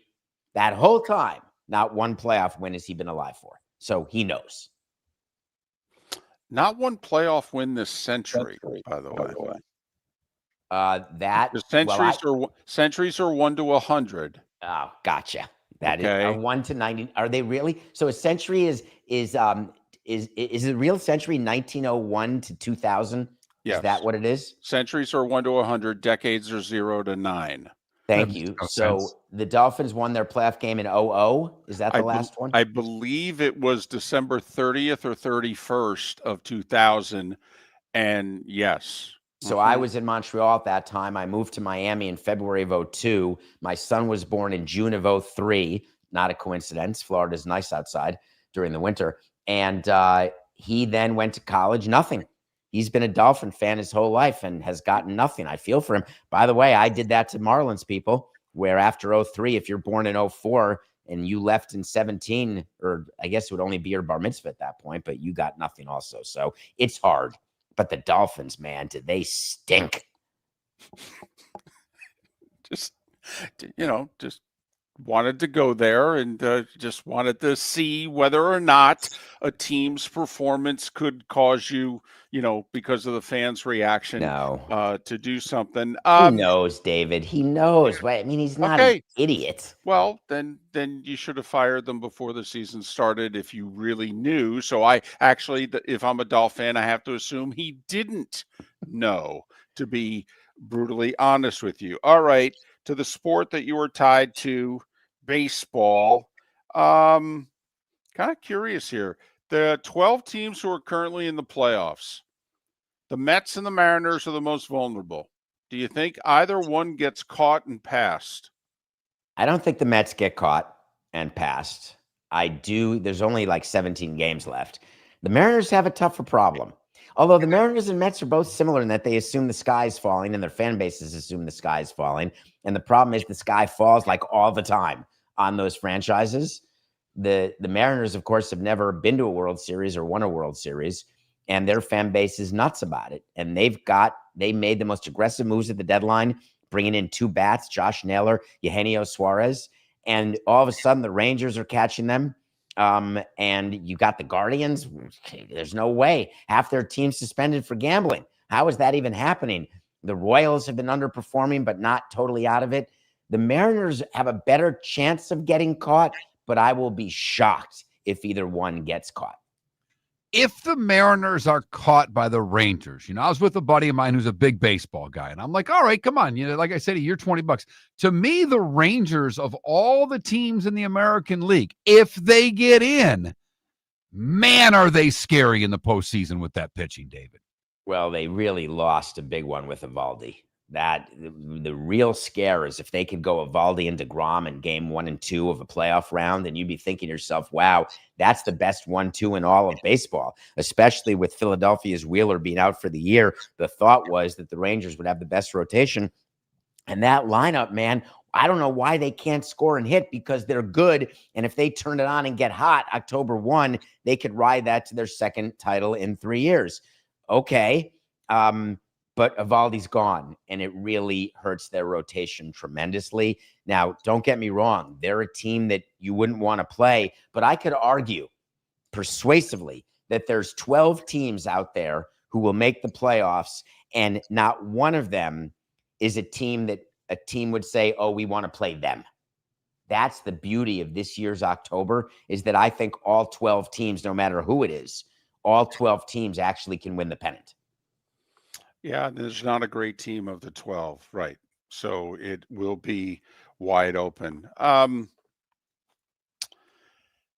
Dodgers, is their pitching getting healthy? Are they quietly, even though their lead's only one in the West, are they quietly becoming the roster we thought they were going to be? Well, I thought they'd win 120 games. So they clearly have not had a season. They're not going to win 100 games. And that's a surprise that their win total, I think, was 103.5, and they're going to be under for the season. Glasnow got hurt, and maybe he'll be back. Snell's been up and down since he's been back. Kershaw has been lights out the past month, just absolutely the Kershaw of old, striking guys out, throwing his breaking ball for strikes. But I remind you that the Dodgers won the World Series last year, and I can't remember any of their starting pitching other than Ferris Bueller, who was just designated by the Red Sox. He's so bad. And he finished the World Series, as I recall. So I just don't think that the Dodgers view their World Series chances as totally dependent on the health of their pitching, because they proved last year they don't need healthy pitching. I think the Dodgers had a bullpen game in the World Series. They didn't even have enough healthy starters last year, and yet they still beat the Yankees in 5 games. So I think that, again, they're another example. Whether they win their division and play the Mets in the first round, or lose their division and they're a wild card team hosting the second wild card, either way, I think the Dodgers view themselves as being in a good position to repeat. If you're running the Pirates and they're as cheap as they are, what would you do this offseason with Skeens? I would bring him back, let him pitch. That's it. Like, stop. As cheap as they are. Oh, that means that if teams, if they don't sign a young guy to a long-term irrational deal that won't work, they're cheap. And I hate that you put me in a position to actually defend Bob Nutting and the Pirates, because I don't want to do that. What I do want to tell you is that not signing Paul Skeens, that's not the way to describe it. He's signed. He's signed to a 6-year deal. They just don't know what they're paying him. And taking him to free agency and letting him leave and get overpaid by someone else so he can get hurt with someone else, or not get hurt and be one of the 1 or 2 long-term contracts that actually work out for the team when they sign a pitcher to these crazy deals. It doesn't happen often. And if you're the Pirates and 20 other teams, you can't make a mistake like that and blow such a huge amount of your payroll on a player who's not playing. You bring Skeens back. They should have started Bubba Chandler the entirety of his call-up instead of putting him out of the bullpen, because now he's back to starting and he got shelled and his confidence is hurting. But you bring him back, you bring Skeens back, you've got great top of the rotation, you trade Keller for sure. I would have moved him at the deadline. And you move on and you try to win, hoping that position players can score. That's what I do if I'm the Pirates. 30 seconds. If you're the Tigers, we assume they've got this long run ahead of them. Skubal's a free agent in a year. Detroit's not going to be able to afford him. I mean, is this really the Tigers' last best run with this core? So you say that, but I'm not sure. The Tigers are in a window right now, and I don't see the window closing. They're not going to trade Skubal. They'd be silly to. They'd want him to come back next year, even if he's not signed. Let him play out his deal and see what happens, because you have a chance of a Cy Young winner, anchoring your pitching staff. So for me, I am the Tigers. I'm keeping that window open as long as possible, because the way you close it is by overpaying and having the player get hurt. Well, then he's gone in 13 months, but I hear you. Probably, but that's a long time from now. Yeah, well, we'll have a lockout anyway. He's David Samson. Nothing personal with David Samson. You can follow him on X at David, the letter P, Samson. David P. Samson. Grumpy David is back, baby. It must be football season. I'm tired and I'm snarky. American Paint Supplies, for nearly 30 years, is your one-stop shop for all your coating needs. If you are a designer, a contractor, a professional painter, or a weekend warrior, American Paint Supplies is the place where experts go to get expert solutions. At 6100 Shirley Street in Naples off of Pine Ridge, American Paint Supplies delivers the best solutions with the best products with the best support. Meet Gene and his team today at American Paint Supplies. Call 239-566-2700. That's 566-2700, or online at AmericanPaintSupplies.net. Got a cracked window or foggy glass? Don't wait for the next storm to make it worse. Your local Glass Doctor Home and Business is just down the road and ready to help. From leaky frames to shattered panes, we've got the tools and the know-how to get your home or business storm ready. With flexible scheduling and our done right promise, you'll be in good hands. So before or after the weather hits, call your neighbors at Glass Doctor. Glass Doctor, Glass Doctor. Call the Glass Doctor. We fix your pains. Oh, yeah. So I asked him at Floormeisters, hey, what do you want me to tell everyone for September? He says, well, tell them I just bought 100 pallets of Core-Tech. So I've got so much of it, I can keep the prices low. Plus, installation's always available. Delivery's always available. And tell them Floormeisters has colors, 15 of them that no one else has. Floormeisters in Naples, next to Costco, whether it's carpet, tile, or Core-Tech. The best flooring, best service, at the best prices. Floormeisters. Floormeisters.com. Your roof is your home's first line of defense. At Pelican Roofing of Florida, Ronnie John and their team bring years of experience to protect what matters most, your family and your business. From residential repairs to large-scale commercial roofing, we deliver honest work, fair pricing, and quality you can trust. An upgrade on your roof can lower your insurance costs. Don't wait for a leak to turn into a disaster. Call the experts at Pelican Roofing today. 1-866-9-PELICAN. That's 1-866-9-PELICAN. Online at pelicanroofingcompany.com. CCC 13325. This is Miller and Moulton.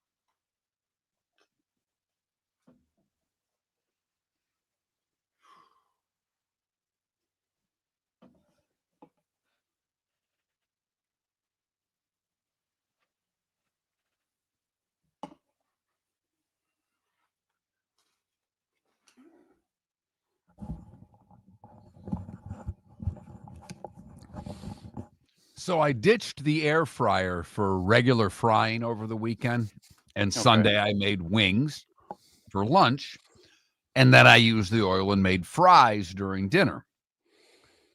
My house smells like a diner. I don't know if there are enough candles, and I cleaned out of that kitchen. Wow. Damn. It was worth it because the wings were sensational. Okay. Fries could have been better. It was the wrong kind of potato, and I knew it going in.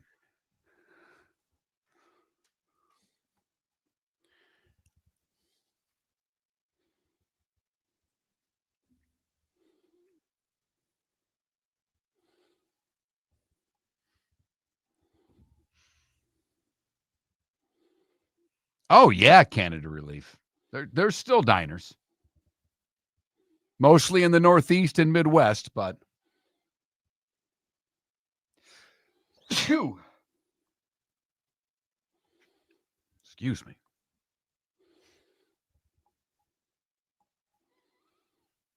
Yes, Dad.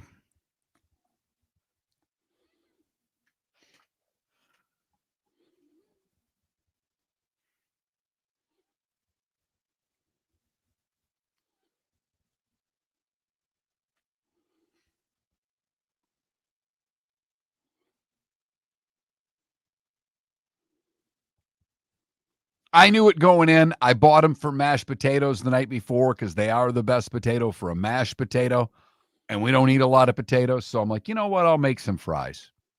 Probably should have done the twice fry, the quick fry, take them out, refry, but I didn't have that kind of time.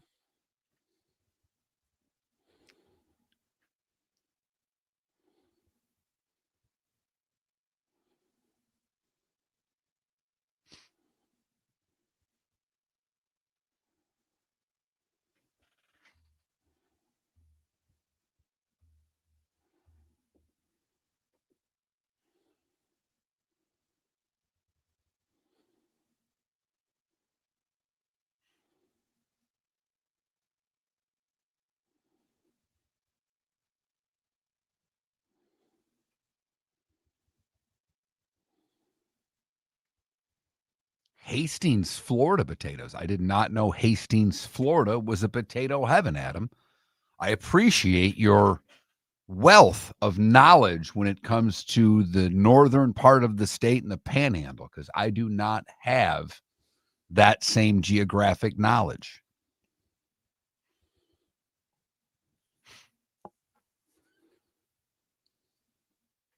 By the way, Napier now leading the vote.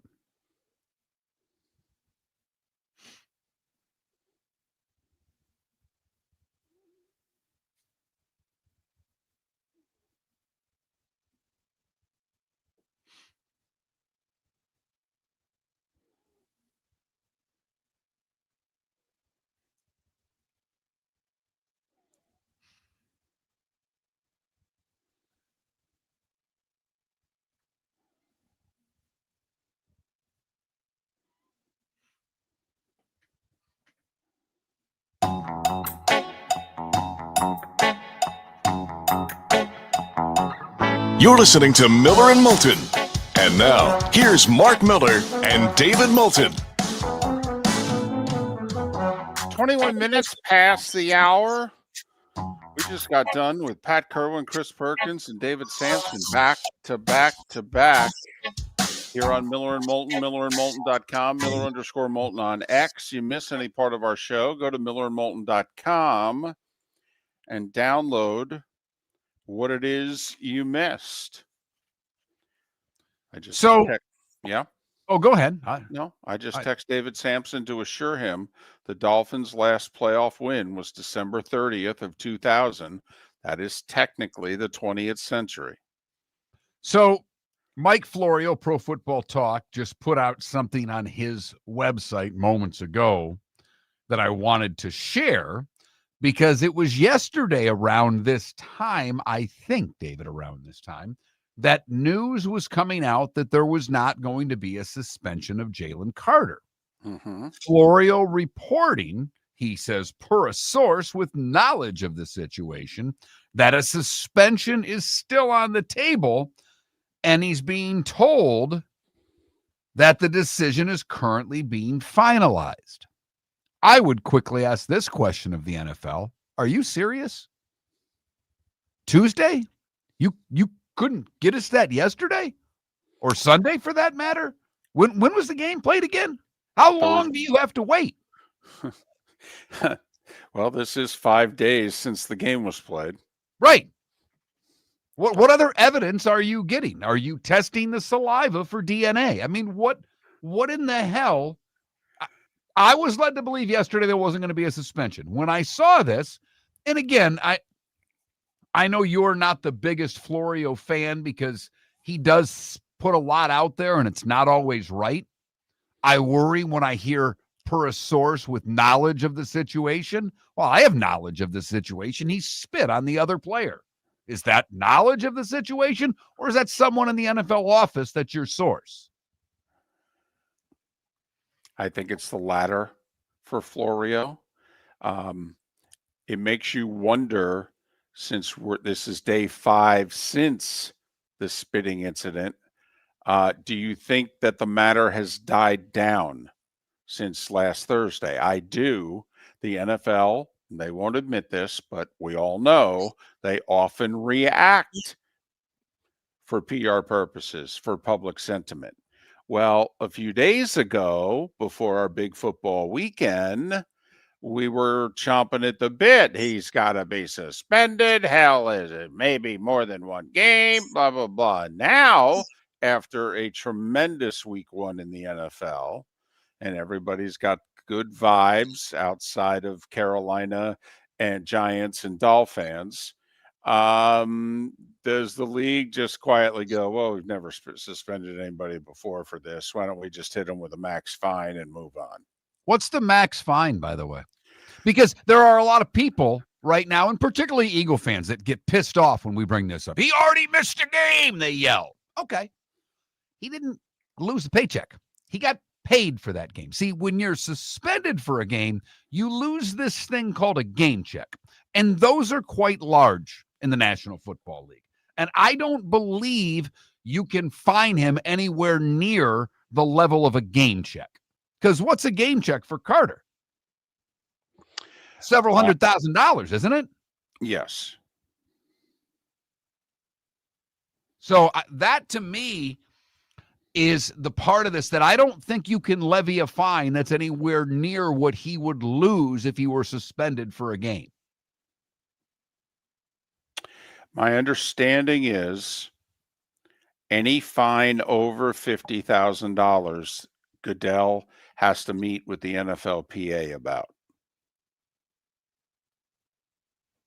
Now, there's all sorts of things you can get fined for, et cetera, but, you know, how about if you suspend him a game? Not suspend him. What if you fine him a game check? Okay, well, and that would be interesting. But that's an unprecedented fine. That's a six-figure fine for a guy like him. I don't know what his contract is, but I got to think that it's a couple $100,000 he's going to miss with the game check.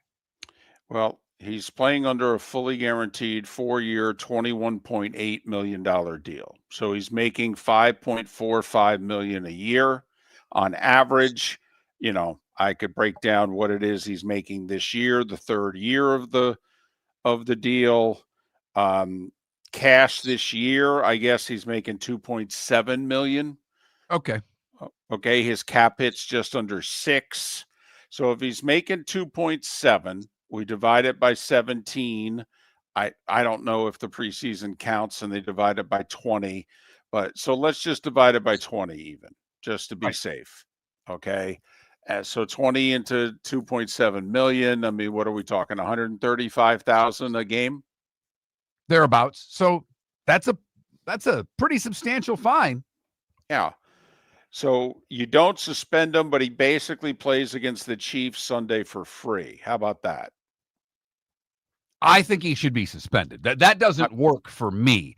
Right. I just, to the point of the Eagles fans who every time I bring this up get angry. I mean, they get Dolphin fan angry. And that just to let everybody know the level of their anger. When you talk about him being suspended, it's the way Dolphin fan has been for the last 48 hours. Well, I know there's a few Eagles fans that we converse with in the Twitch and YouTube chat rooms, and one of the areas of disagreement is that they feel he's already been punished because he missed the entire game.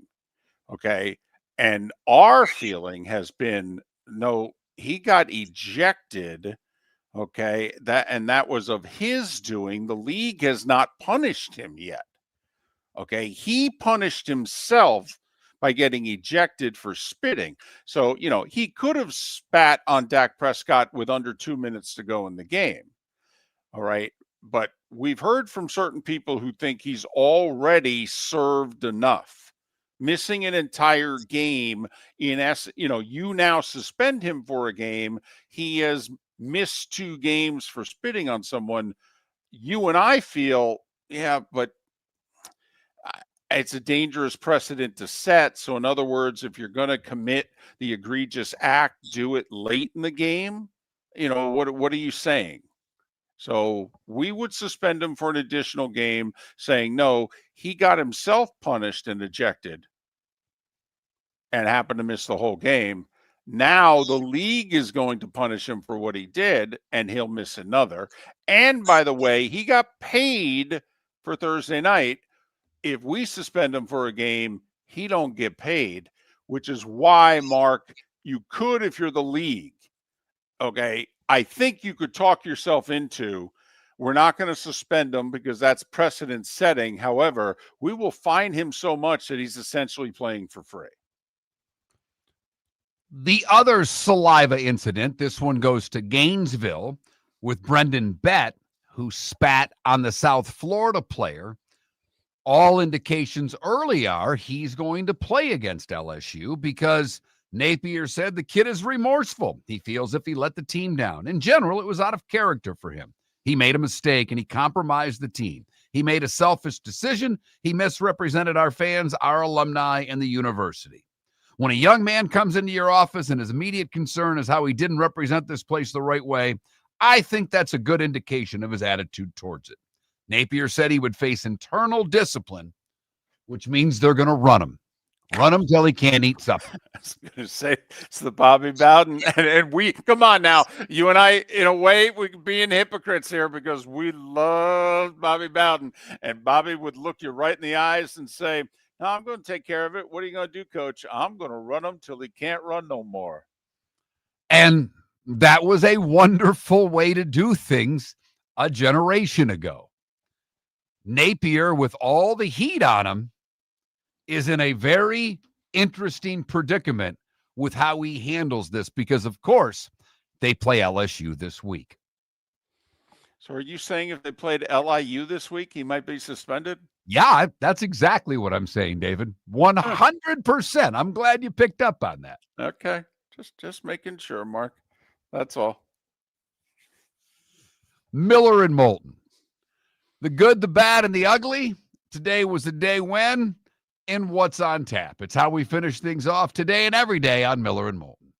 For over 50 years, the Nolan family has been dedicated to protecting local families. Nolan Family Insurance is a second-generation independent agency that specializes in home, flood, auto, and boat insurance. They take the time needed to explain your coverage options and answer your questions so you can make an informed decision that's right for you. If you're looking for an agency that treats you like family, call 941-639-1122 or go to nolanagency.com. That's 941-639-1122 or nolanagency.com. So I asked him at Floormeisters, "Hey, what do you want me to tell everyone for September?" He says, "Well, tell them I just bought 100 pallets of Core-Tech. So I've got so much of it, I can keep the prices low. Plus, installation's always available, delivery's always available. And tell them Floormeisters has colors, 15 of them that no one else has. Floormeisters in Naples, next to Costco, whether it's carpet, tile, or Core-Tech. The best flooring, best service, at the best prices. Floormeisters, floormeisters.com. Mark Miller for Sleep Treatment Direct. They are helping me with sleep apnea. And by helping me, I mean curing me. No more CPAP machine. No more snoring. No more tossing. No more waking up exhausted. Their expert team got me the right treatment, fast and hassle-free. If you want to feel energized and get rid of your snoring, call Sleep Treatment Direct today. 444-1741. That's 239-444-1741. Sleep Treatment Direct. Sleep safe and sound. Shoeless Joe's Sports Cafe, your home for all the football and baseball that September provides, plus a nightly food special.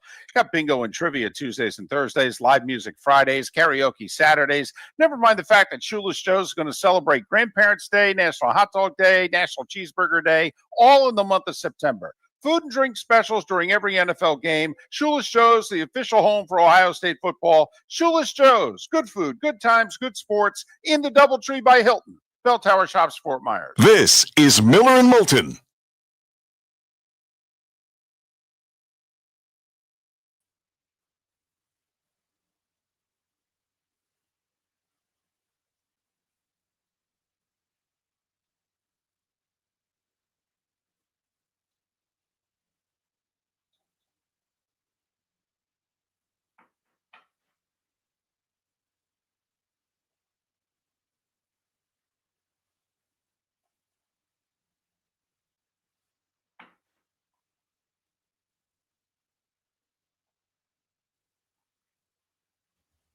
Empire, I know you'll die on this hill, but I just have to ask you a yes or no question. Did Dak spit on Carter?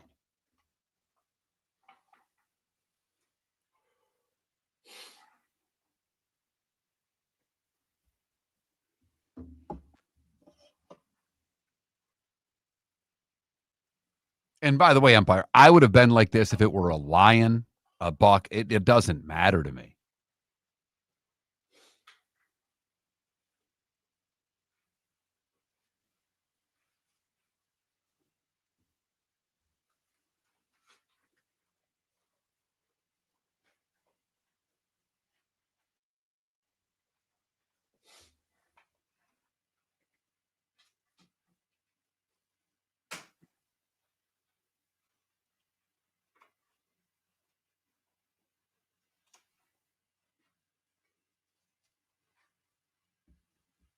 To me, Dak spit on the ground. He didn't spit at him. He didn't miss. He didn't try to spit at his chest and missed. He spit at the ground. Thank you, Empire.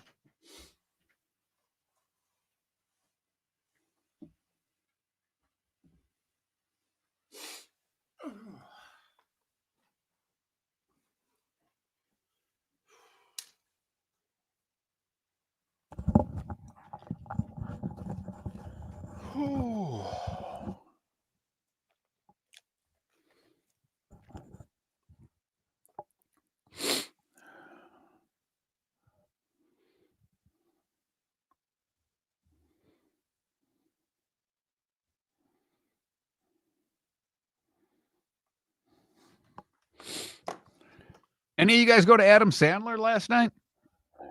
Apparently brought up Rob Schneider, Kevin Nealon, and Vanilla Ice on stage last night from the pictures I saw.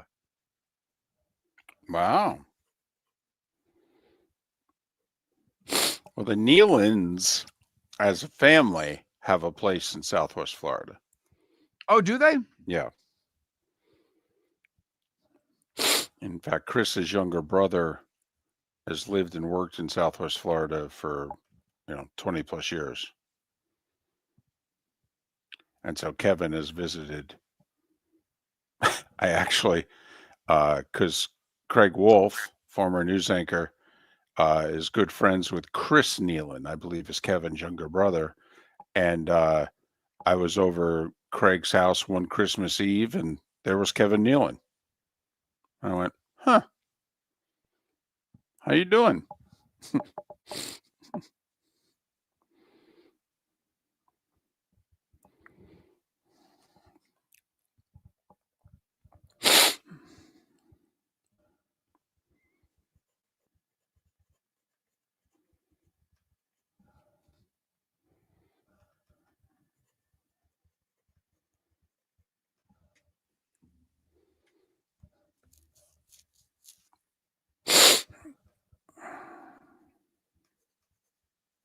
It is his birthday, baby Jules. You are correct.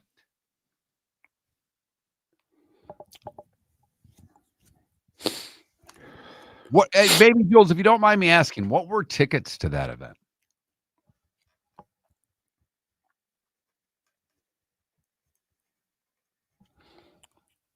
Was it at Hertz? Oh, yeah.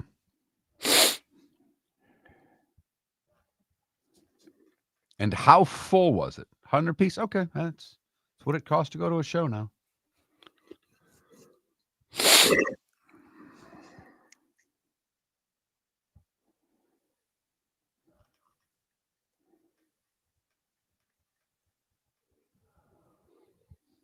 Okay.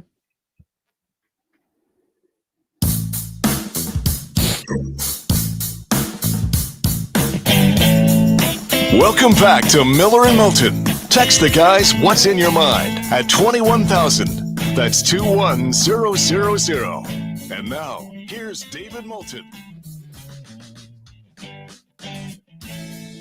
22 minutes till we're out of here on this Tuesday. Seth Everett, Bud Elliott on the show tomorrow. Miller and Moulton, millerandmoulton.com, Miller_Moulton on X. Roy Cummings and JP Shadrick to join us on Thursday. So there. It's that time again, nearing the end, but not quite there yet. Here's Mark Miller with Today Was the Day When. Big day today, David. Big day. Okay. We were named today. And I don't mean Miller and Moulton. I mean the United States of America. The Congress formally declares the name of the new nation to be the United States of America. It replaced the term United Colonies, which had been in general use today in 1776. You know, I love these boxing stats. It was today in 1841, David, that Tom Heyer beat George McChester to become America's first heavyweight boxing champion. He did so in 101 rounds. I believe they were only a minute at that point because the fight lasted 2 hours, 55 minutes, but still 101 rounds. Yeah, the WBC and the WBA couldn't agree as to, how long everything should go then. Well, Don King gets all the blame, but I think it was Aram's fault here. 1850, though they had only been a part of the United States for less than 2 years, California becomes the 31st state of the Union without ever having been a territory. Think about it, 1850. What just was discovered in California? It's all about the cash, kids. It's always has been, and it always will be about the money. 1926. RCA creates NBC. Today in 56 was Elvis's first appearance on the Ed Sullivan Show. President Eisenhower signs the first civil rights bill since Reconstruction today in 57. The AFL's first game was today in 1960 at Nickerson Field in Boston. A little over 21,000 fans saw the Denver Broncos beat the Boston Patriots 13-10. Sandy Koufax throws his fourth career no-no in his first perfect game today in 65 with a 1-0 win over the Cubs at Dodger Stadium. John Lennon released his second studio album, Imagine, today in 1971. Today in 1972, we just kept doing it until, well, the officials got the result they wanted. And the result they wanted was Soviet Union 51, USA 50. The final 3 seconds are replayed 3 times until the Soviets finally win today at the Munich Games in 72.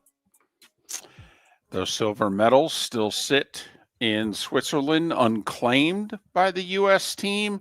I feel very badly for Doug Collins. He might, I don't think he would have gone into the Hall of Fame, but he had an excellent career as a player and a coach. Doug Collins hit 2 pressure free throws with the U.S. down 1 with 3 seconds to go to put us up 1 and, in theory, win the gold. Horshack, Epstein, Washington, and Vinnie Barbarino made their debut today in 1975 on Welcome Back, Kotter. Welcome back. A year later, David, in 76, the theme song by John Sebastian would go #1 in America. It was big on AM radio, Mark. Big. Huge. Chris Evert wins her 4th consecutive U.S. Open today in 78. First time the event was played on hard courts. McEnroe wins his first Open and first Grand Slam title today in 79. Beat Vitas Gerulaitis in straight sets. 84, McEnroe wins his 4th U.S. Open title in his final Grand Slam singles event, taking down Lendl in straight sets. He was 82-3 that year. 82-3. He won Wimbledon and the U.S. Open. He was 24 years old. Think of the money if somebody had said, he's never going to win another major. What? Pete Sampras, at the age of 19, wins his first Grand Slam title, beating Agassi in straight sets to become the youngest male U.S. Open winner today in 1990. He beat Lendl, McEnroe, and Agassi in the quarters, the semis, and the finals to win. Mike Tyson indicted for rape today in 1991. Robin Yount becomes the 17th to reach 3,000 hits today in 92. Today in 07. Well, it's when you first heard the term Spygate, because the NFL catches the Patriots illegally videotaping coaches' signals of the Jets from an unauthorized location in a Week 1 game, and we had ourselves Spygate. Mentioned it earlier in the show because it is relevant. Today in 2018, the Packers start their 100th season, coming back from a 17-point deficit to beat the Bears 24-23. And Tom Brady becomes the first player in NFL history to start 300 regular season games as the Bucs beat the Cowboys today in 2021. Tolstoy, Colonel Sanders, Jimmy the Greek, Otis Redding, and Mike Patrick from early Sunday Night Football fame on ESPN would have all celebrated birthdays today. Friend of the show, Joe Theismann, is 75. Dave Stewart from the Eurythmics is 73. Hugh Grant is 65. I can say this honestly because I don't think there's anybody else, David. The pride of Traverse City, Michigan, Dan Marley, is 60 years old today. Adam Sandler, 59. BJ Armstrong is 58. Michael Bublé is 50, Shane Battier 47, J.R. Smith 40, and Gator receiver now with the Niners, Ricky Pearsall, is 25. What did I miss, David? Only one thing. We've mentioned it in years past, but it's an event that most in the United States were not taught in their history classes. It was today in 42 that Japan dropped bombs in Oregon. What more? By the way, why did they pick Oregon? What were they trying to do? Because I read this and I didn't include it. What were they trying to do? Are you aware? Because I know. I don't think so, no. They were hoping to start forest fires. And they did. But they weren't much of fires. Why Well, not? If you're going all the way across the Pacific, I don't know, San Francisco, Los Angeles. There's a few places I might have picked instead of the woods in Oregon. Well, things were a little different then. Obviously, 1942, we didn't have a lot of news outlets. FDR ordered a news blackout of apparently the first bombs created a pretty good little forest fire. Mount Emily, okay, getting a forest fire going. And I guess FDR ordered a news blackout. And so obviously Associated Press, I don't know who else would have known about it. I mean, I guess locally, imagine if you're working for the local paper and the president calls and says, yeah, that story you're working on never happened. Do you hear what I'm saying? I couldn't imagine anything like that today. Right. There's a few more news outlets today, though. The whole phone thing, in which they go, what do you mean it didn't happen? I'm pretty sure I got it right here on my phone.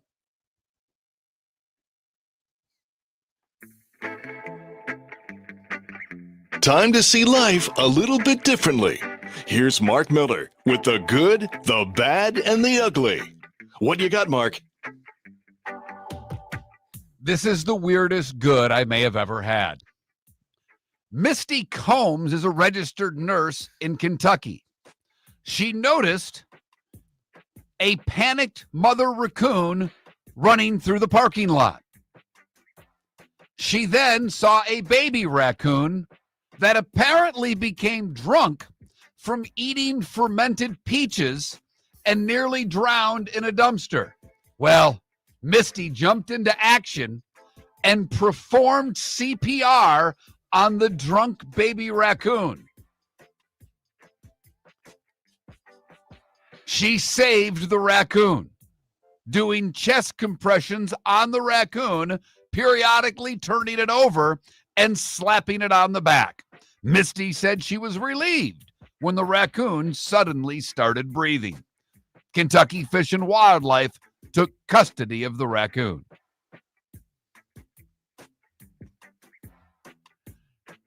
For the bad, I've got choices. I apologize. I should be doing better. For the bad, we have a hell of a driver where a woman, Tatum Townsend, 25, hit two boys on bicycles at 8:30 in the morning. Fortunately, both boys will be fine. She hit one bike, threw him off the bike, and then ran over the bike. A second boy swerved out of the way to avoid being seriously injured, but his bike was also run over. It was 8:30 in the morning, and when police caught up with her SUV, she performed a breathalyzer test where she blew a .252. Finally, the ugly. We come to Florida and Orlando, where Jason Rosario is in a bit of trouble. You see, Jason was a bartender at Grumpy's Underground in Orlando, and he was arguing with a patron at the bar. things turned ugly, they went outside. It was then when Rosario made comments to the victim about his mother performing certain acts on him. The man hit Rosario. They went down. Rosario pulled out a knife and stabbed the man 11 times. He has been taken into custody for the event. And that, David, is the good, bad, and ugly on today, Tuesday, September the 9th, here on Miller and Moulton. Everybody's playing in baseball today. All 30 teams. Marlins are at home against the Nats. Rays on the road. In fact, they're here in Chicago. They're on the south side to take on the White Sox. Tampa Bay 4.5 behind Seattle for the final playoff spot. Seems too daunting. They'd have to have a remarkable final 18, 19 games, however many it is left of the season. They might have to go like 15-4 to make the playoffs, because not only are they 4.5 back, but they have to leapfrog, I believe, 4 teams to get that final playoff spot. Mets and Phillies, a key series. Tigers, Yankees. Is this an ALCS or a divisional preview right now? Very much could be. Yankees have become big Rays fans. They don't like Tampa Bay very much, but Tampa has Toronto 7 times. And if the Yanks are going to overtake the Jays, they're going to need some help from the Rays. That one's on TBS tonight, Tigers and Yankees. Astros, Blue Jays, 2 division leaders. Both have 2-game leads. They play each other. Royals and Guardians, both competing for the final playoff spot in the American League. Milwaukee and Texas. Milwaukee solidly in front, and they also have a healthy lead for home field advantage of the National League. Texas, a 1.5 games behind Seattle. Reds and Padres. Diamondbacks and Giants. San Fran is close to within 3 of the Mets. They were like 8 games below 500 3 weeks ago. It's a hell of a run by the Giants. So there you have it. Little of this, little of that tonight. A lot of baseball. Right. Little WNBA. Okay. The final playoff spots up for grabs. If Seattle wins at home against Golden State, they clinch it. There is Minnesota and Indiana on ESPN tonight. Obviously, they were counting on Caitlin Clark playing in this game, and that's not going to happen. God, I thought you meant Gophers and Hoosiers. I didn't know the Big Ten started playing on Tuesday night. Well, they will do anything to get a good time slot. Darn right they will. Darn right they will. Dull fan, Gator fan, hang in there. I will say, I don't know if it's the Gator fan or the Gator hater, but our poll question of who will coach the Gators next year, Billy Napier has taken the lead on the poll question over Gruden, Golish, and Lane Kiffin. Miller and Moulton. Join us tomorrow morning, 6 a.m. If you're a business who targets men, please know there is no better and more economical way to reach your target audience than us at Miller and Moulton. So let us help you make money. You can reach out to Mark at that Mark Miller or me at the David Moulton on X, or text us at 21,000. We have a proven product, a good reputation, and lots of quality segments that we can attach your company's name to. Miller and Moulton, we're like that old pizza box. You've had the rest. Now try the best. Miller and Moulton, millerandmoulton.com. American Paint Supplies, for nearly 30 years, is your one-stop shop for all your coating needs. If you are a designer, a contractor, a professional painter, or a weekend warrior, American Paint Supplies is the place where experts go to get expert solutions. At 6100 Shirley Street in Naples off of Pine Ridge, American Paint Supplies delivers the best solutions with the best products with the best support. Meet Gene and his team today at American Paint Supplies. Call 239-566-2700. That's 566-2700 or online at AmericanPaintSupplies.net. So I asked him at Floormeisters, hey, what do you want me to tell everyone for September? He says, well, tell them I just bought 100 pallets of Core-Tech. So I've got so much of it, I can keep the prices low. Plus, installation's always available. Delivery's always available. And tell them Floormeisters has colors, 15 of them that no one else has. Floormeisters in Naples, next to Costco, whether it's carpet, tile, or Core-Tech. The best flooring. Best service at the best prices. Floormeisters, Floormeisters.com. Your roof is your home's first line of defense. At Pelican Roofing of Florida, Ronnie, John, and their team bring years of experience to protect what matters most, your family and your business. From residential repairs to large-scale commercial roofing, we deliver honest work, fair pricing, and quality you can trust. An upgrade on your roof can lower your insurance costs. Don't wait for a leak to turn into a disaster. Call the experts at Pelican Roofing today. 1-866-9-PELICAN. That's 1-866-9-PELICAN. Online at PelicanRoofingCompany.com. CCC 1332512. When Glass Doctor replaces your windshield, we don't just send you on your way, we send you off protected.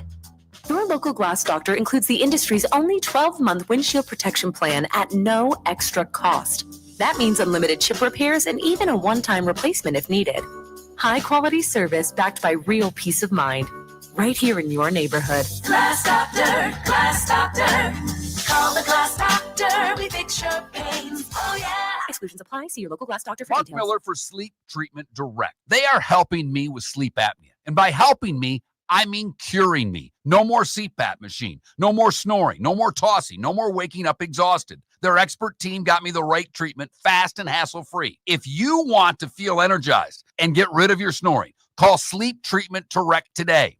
444-1741. That's 239-444-1741. Sleep Treatment Direct. Sleep safe and This is Miller and Moulton.